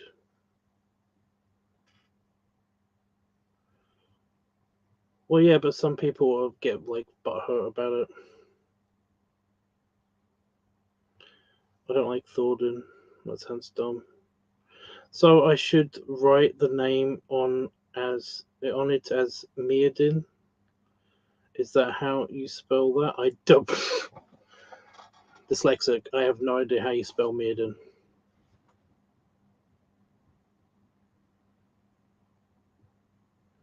After King Arthur, he just got fat. Well, it's been hundreds of years. Okay, his appearance could change in that time.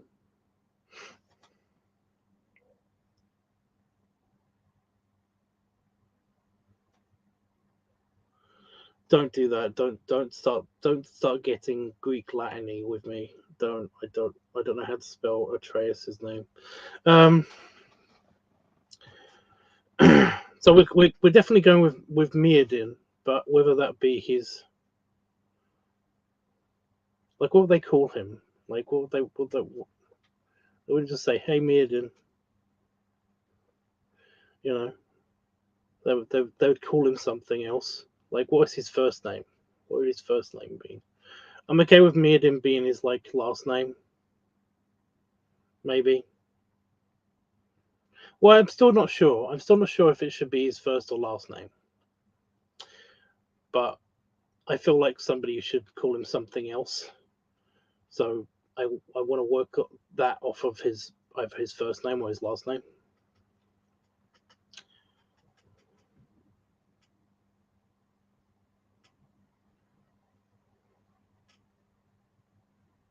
I'm not happy, by the way, with the whole like they wouldn't keep referring to each other as dukes and stuff. They would just be dukes. It's kind of like you don't always it's like presidents of clubs. This is just happens to be what they're called. You know, it's like it's they are basically the king is just the president of the club. He just happens to be called the king. You know, that it just happens to be called that's just happened to be what they call their presidents of the clubs is they call it like the king. This is a thing apparently in English gentlemen's clubs of yesteryear. It basically they had their own way of designating who was who, but essentially they were the president of the club. But they would sometimes call them like bishops or like maesters or like chairman, stuff like that. They came up with their own like ranking system, but they wouldn't keep referring to each other as like oh, Duke Blair or something, you know. They or like, oh, it's King Julius or whatever. They wouldn't say that. They would basically still call them their names. It's just that they would be under the understanding that they owned the place. You know, it was a thing. Anyway.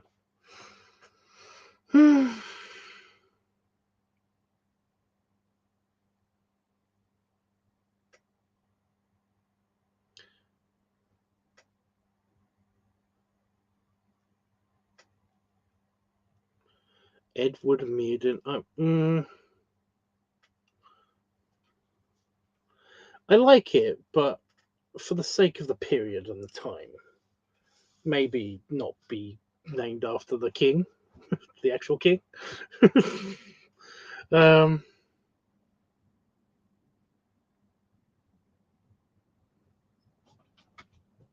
just call him Eddie then.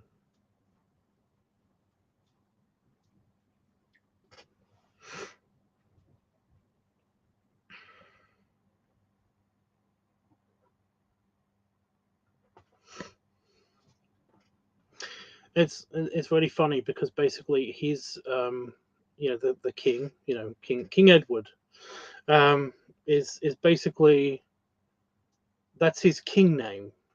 Isn't that weird? Like that's his name as king, but his actual name was Albert after his father, and yeah, so he was basically like, everybody nicknamed him King Bertie. It's just like it's kind of sweet, I think. Yeah. No last name, just Meerden. I'm okay. Again, I'm okay with that. But to fit in with like society, to hide within society, I would feel like, because I'm sure there would be like historians and shit being like, oh, that's weird.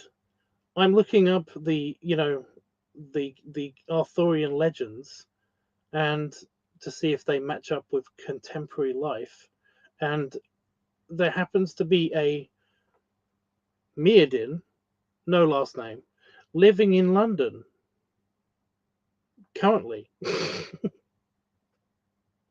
And he owns an antique shop, and there's been weird kind of like magic sightings of like around that shop. Strange. And then he'd be like it would be a whole thing. So yeah. George Meerden. I kind of like that one too, but I like Edward better. I'm okay with Edward. I'm okay with Edward Meerden. I'm okay with that. They could call him Eddie.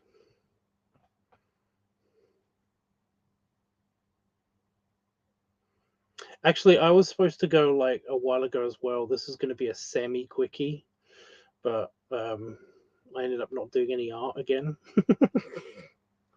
But this has been a good brainstorming for the whole. Definitely taken my mind off of the whole, dead dog thing. So yeah, need to look up that century names. Like I said, I'm okay with Eddie, but you, yep, I'm okay with like you suggesting more names to me. I'm okay with that. I mean, like,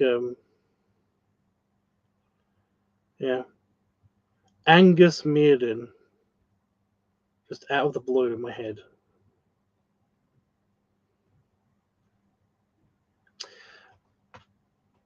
Rufus. I also like the name Rufus. I was actually going to call my one of my kids Rufus.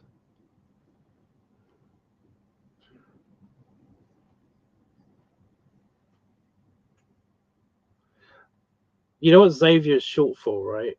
Xavier is a shorthand name. You know that, right?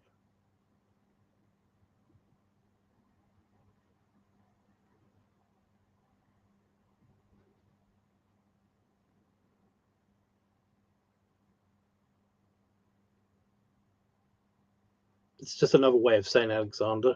It basically, there's a lot of names that basically mean Alexander, and the reason for that is that Alexander kept naming places after himself and naming people after himself and stuff like that. People kept naming them, their children Alexander and stuff like that because, yeah. So what ended up happening is that places and people started to kind of like switch up their names to distinguish themselves from other people. So yeah.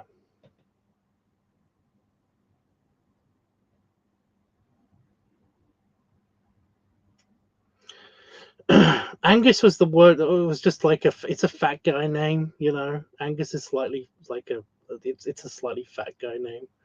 Plus, I kind of like it. I always like. I'm pretty sure that I knew a fat Angus, you know, like a really fat Angus. I think that was the name of Cookie, but we never called him his name. We always called him Cookie from when I was in the Navy.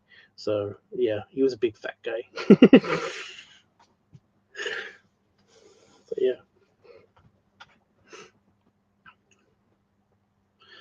Rufus made it. I'm just saying that Rufus is just the is like I said, Rufus. Rufus was the name that me and Ellen both agreed upon as being one of our children's names. Basically, like we had two children, two boys and one girl name for our kids for if we ever got married and had kids and stuff. So like Rufus was one of the boys' names because we both like Rufus. We both like the idea of Rufus. So yeah, I kind of already like Rufus. It was just kind of like, yeah, it's kind of like Rex. You know, Rex means king. It's like it's a thing, but we couldn't really justify calling our one of our kids Rex. It just yeah. But we wanted a R name, you know, an R name. It sounds cool. Rufus sounds cool. It could sound cool. But yeah.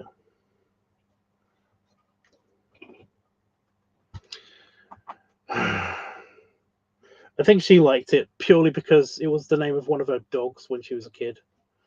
When she was a little kid or something. It was her mum's dog or something. I don't know. Rufus. Oh my god. Rufus is the fat guy from Street Fighter. Hey, look, everybody's got a name when they're born. They get a name, and it doesn't matter what that name is because when they grow up, you'll still have that name. So yeah, I happen to have like four. So yeah. Ronnie. Oh no, no, that sounds bad. Plus, I don't think Ronnie existed. I don't think the name Ronnie existed back then.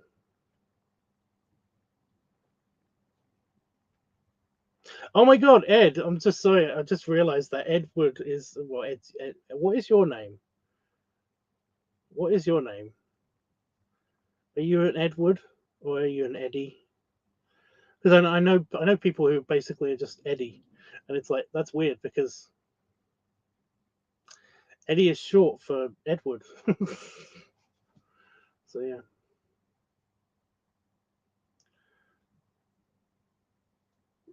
But yeah, Ronnie. I don't like Ronnie. Mine is Ed.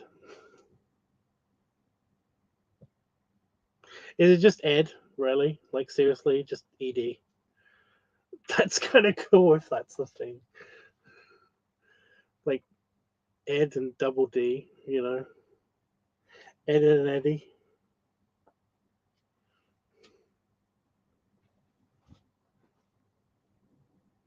Oh, fuck off! No, no, no,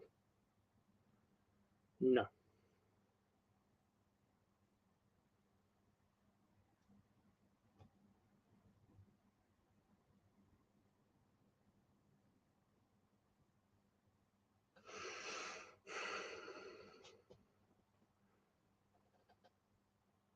It just occurred to me that basically I was like, "Oh, Edward Meerden, I like it," but then I was like, why is this weird?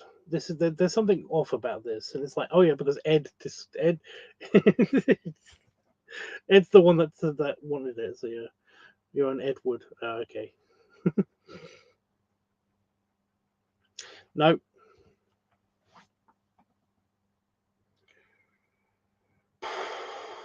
Before I go, I'm gonna have to. Oops.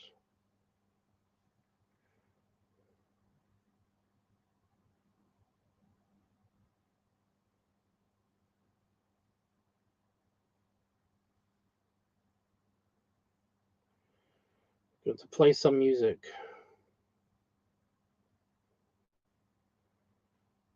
because I gotta get it.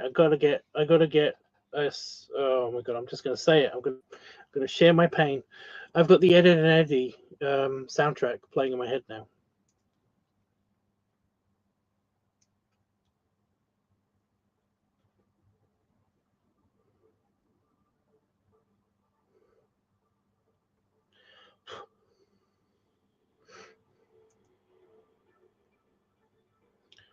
This is just a song, and they've got like they put a picture in front of this song, and it's very Taraxian.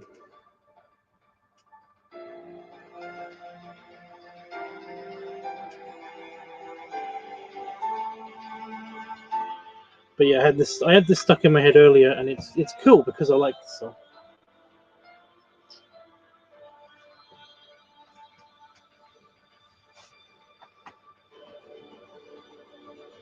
Just doing some brain clearing.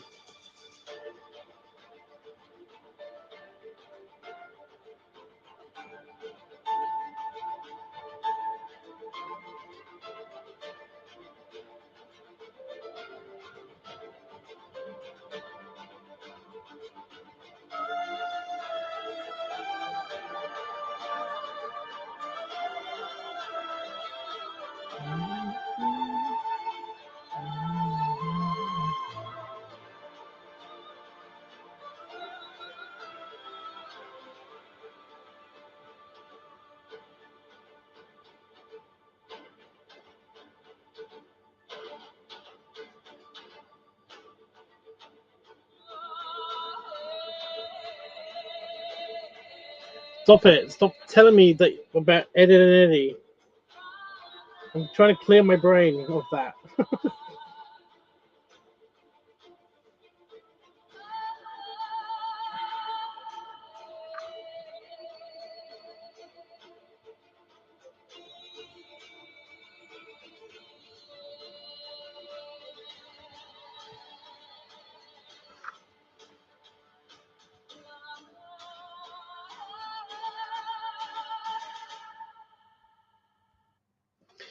Yeah, I really like this picture in the background.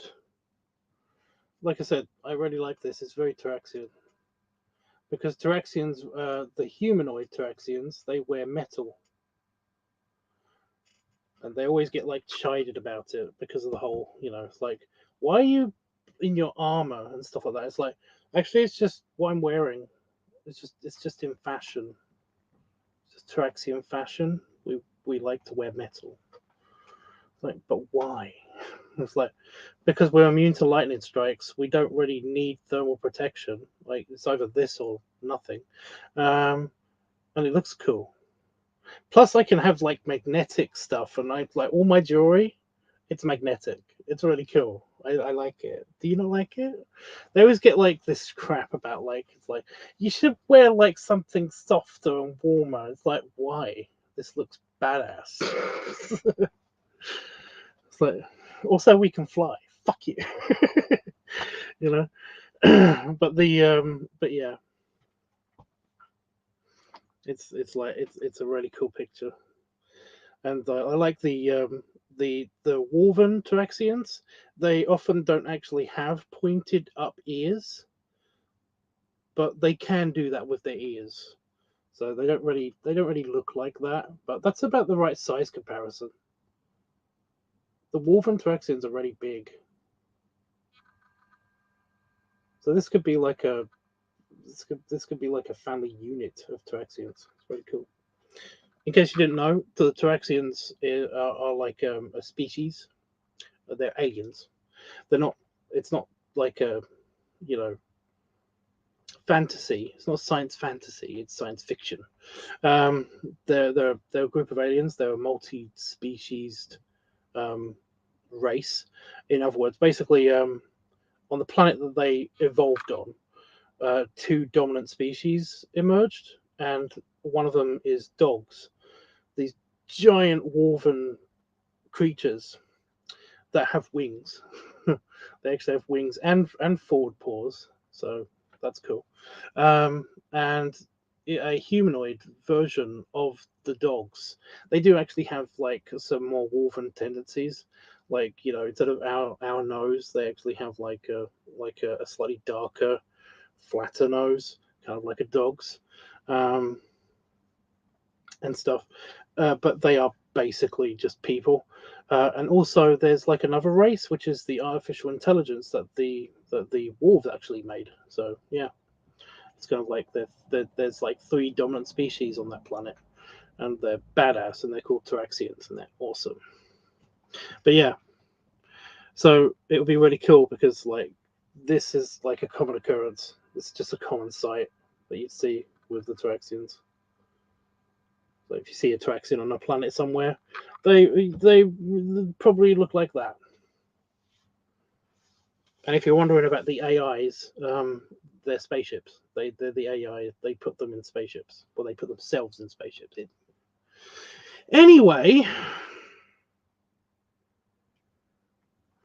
Anyway, let me just finish the clearing of my brain.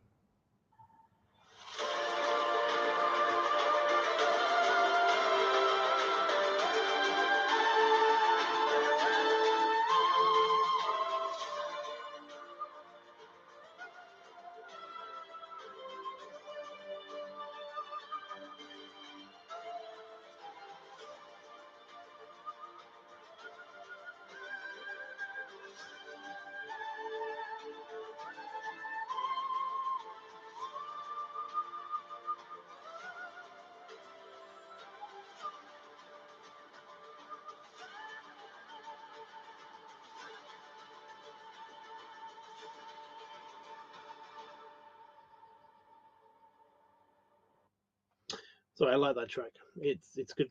I had it stuck in my head earlier, so hopefully it will stick instead of the other thing that we're not going to mention.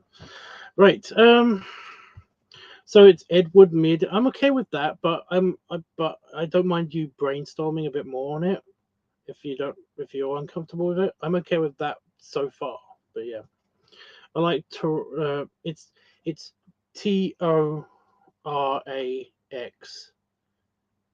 Ian's.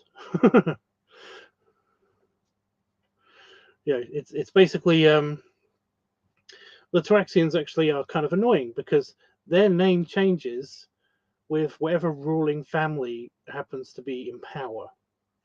For what they used to be, they for a very brief time they were called the Ori, but the Toraxian family, the family of Torax, the Torax is the name of the leader of that particular family.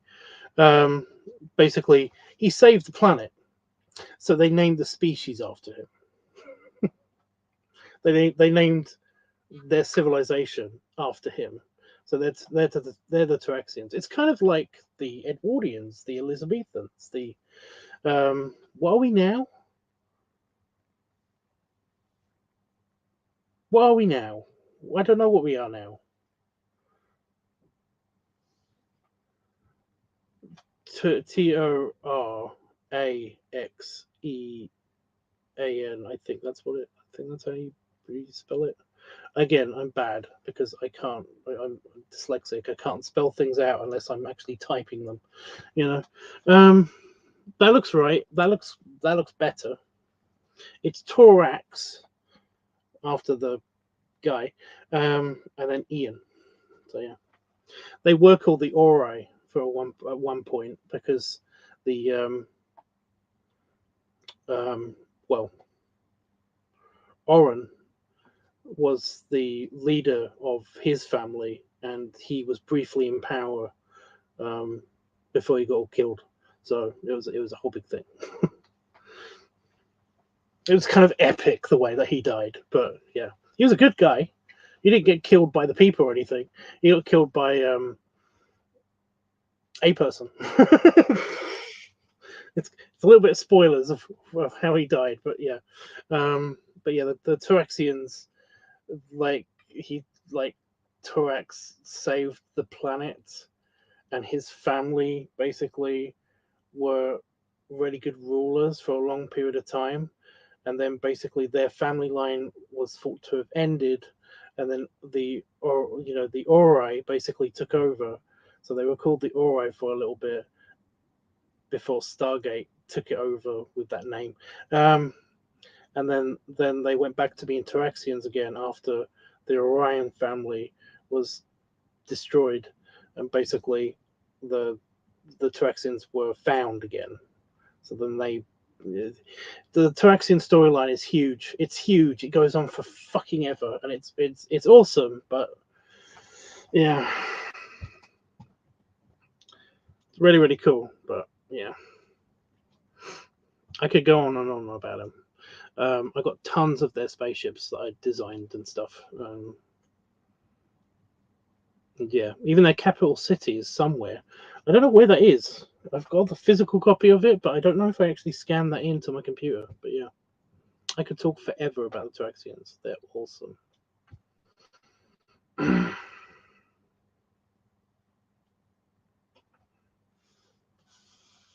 There's also a race called the Karoo, which is basically that is kind of related to the Torax. The Toraxians kind of made the Karoo. It's a thing, but the Karoo are bears. Like their entire race of bears.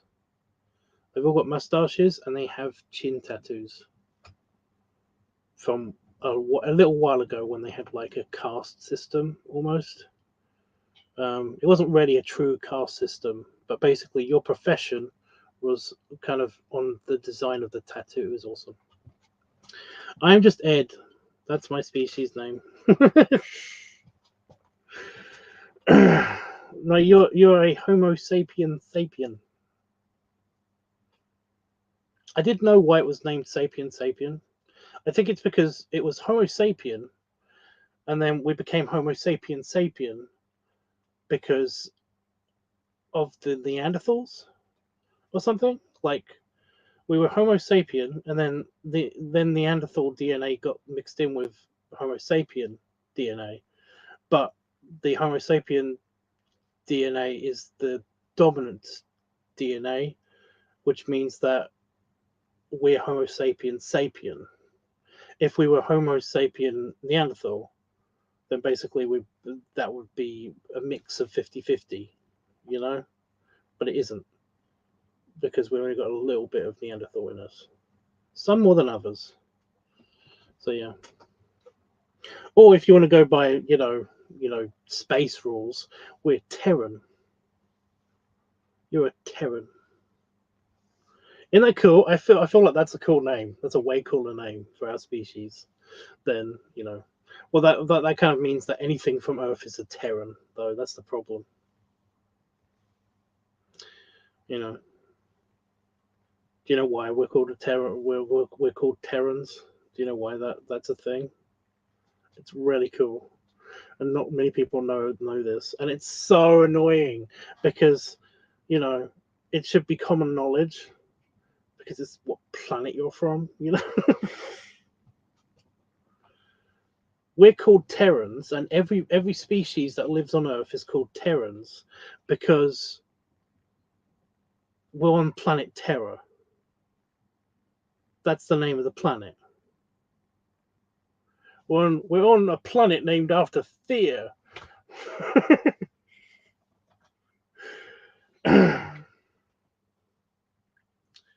Terran. And I'm not making this up. This is a thing. This is a thing. We are Terrans. It's actually a thing. It's actually really cool because like the Toraxians know about humans.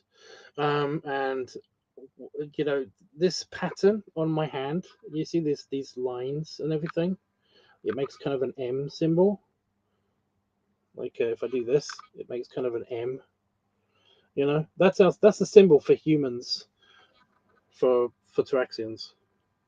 Isn't that cool?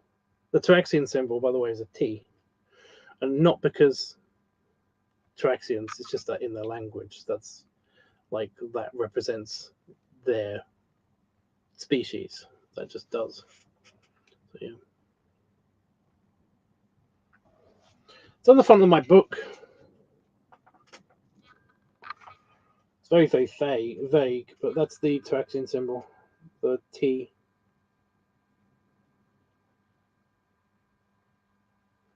Yeah.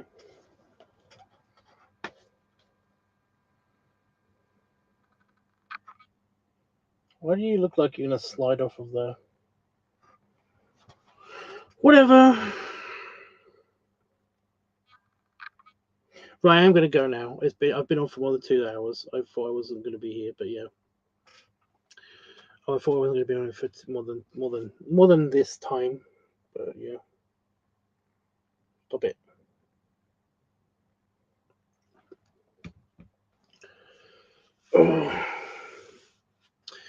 I will basically post. You know what? I'm in the live chat extra. I'm gonna post some interaction just because I wanna.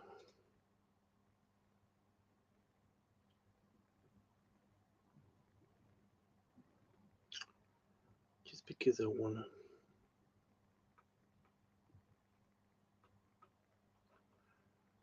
What to pick? That's the thing.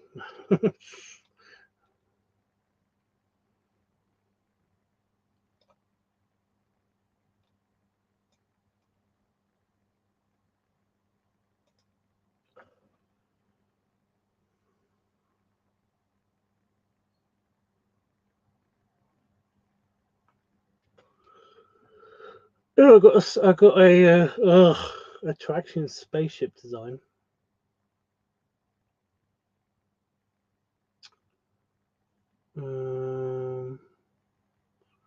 So I'm also looking for the picture of the.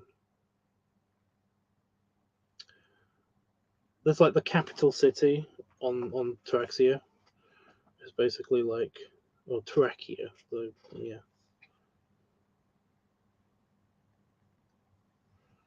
it's a very ornamental ship. I'm trying to look for a basic bitch ship.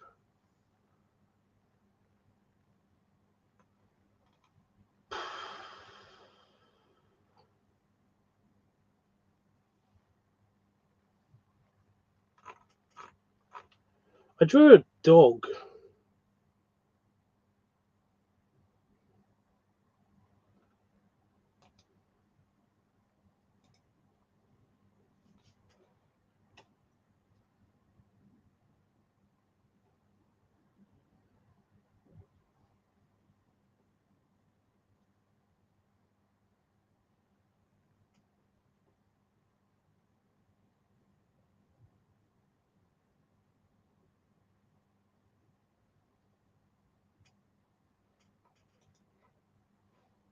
What the fuck?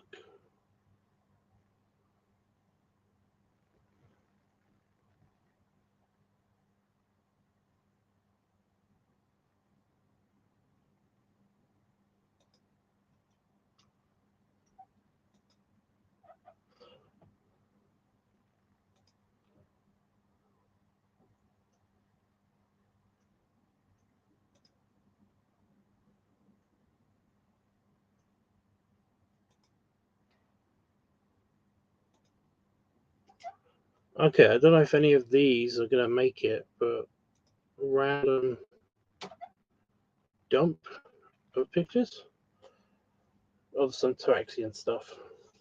I did this when I was like 12, so hopefully it's yeah.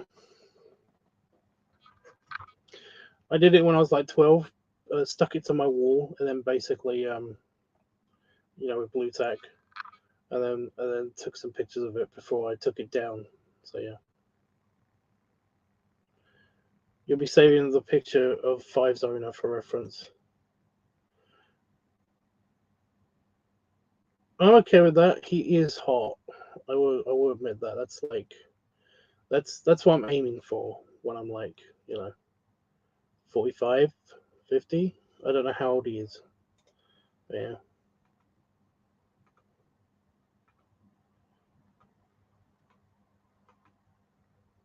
I do like the unification sword. Oh, I didn't include that. Oh, it's on his back. But yeah.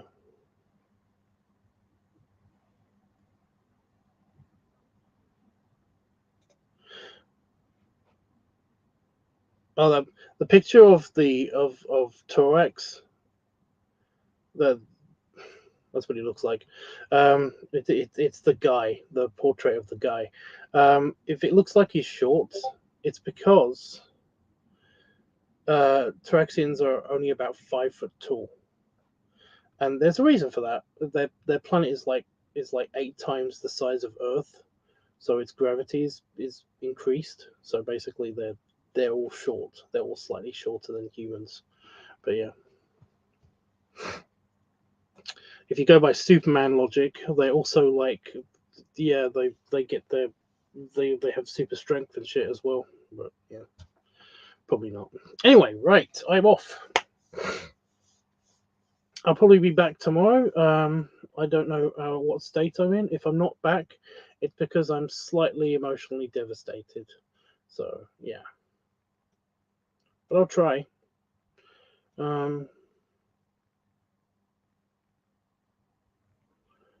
What are you worried about? Yeah, well, what age he appears to be might not be the age that he actually is, because of course, you know, Merlin. So what are you gonna do? Right. Ugh. Oh, belly rubs. Backstretch. Oh, and belly salute. Did you watch the video, by the way? The ASMR video? Can you hear my belly gurgling? When I was editing it, I could hear my belly like growling really loudly. But I could hear the rain, and also I could hear my belly just go.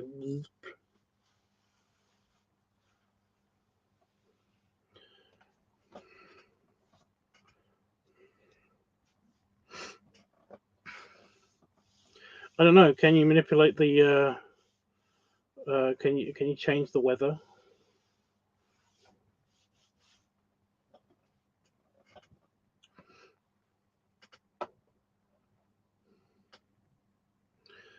Seriously, they have superpowers.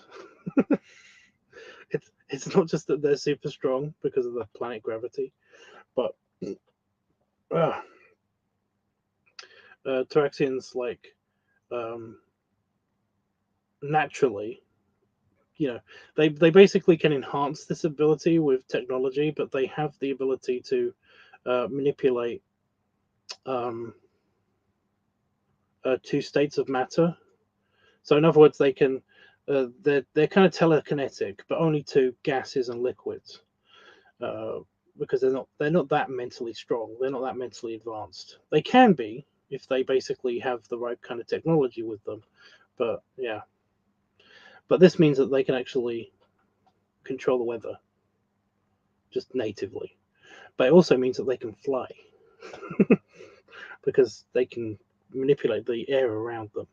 So they basically can make a tunnel of wind and put themselves in that tunnel of wind and then kind of shoot themselves really fast, like from one point to another. It's a thing. Anyway, right. I'm off. Traxians are cool. Just yeah. If anybody has any questions about Traxians, I will talk about them. They are awesome. Anyway, I might be back tomorrow. I might not. I probably won't, but I might be back tomorrow. I'll definitely be back the next day. Oh my god, shut up. I'll definitely be back the next day. Probably. Definitely. You get it. Toodles.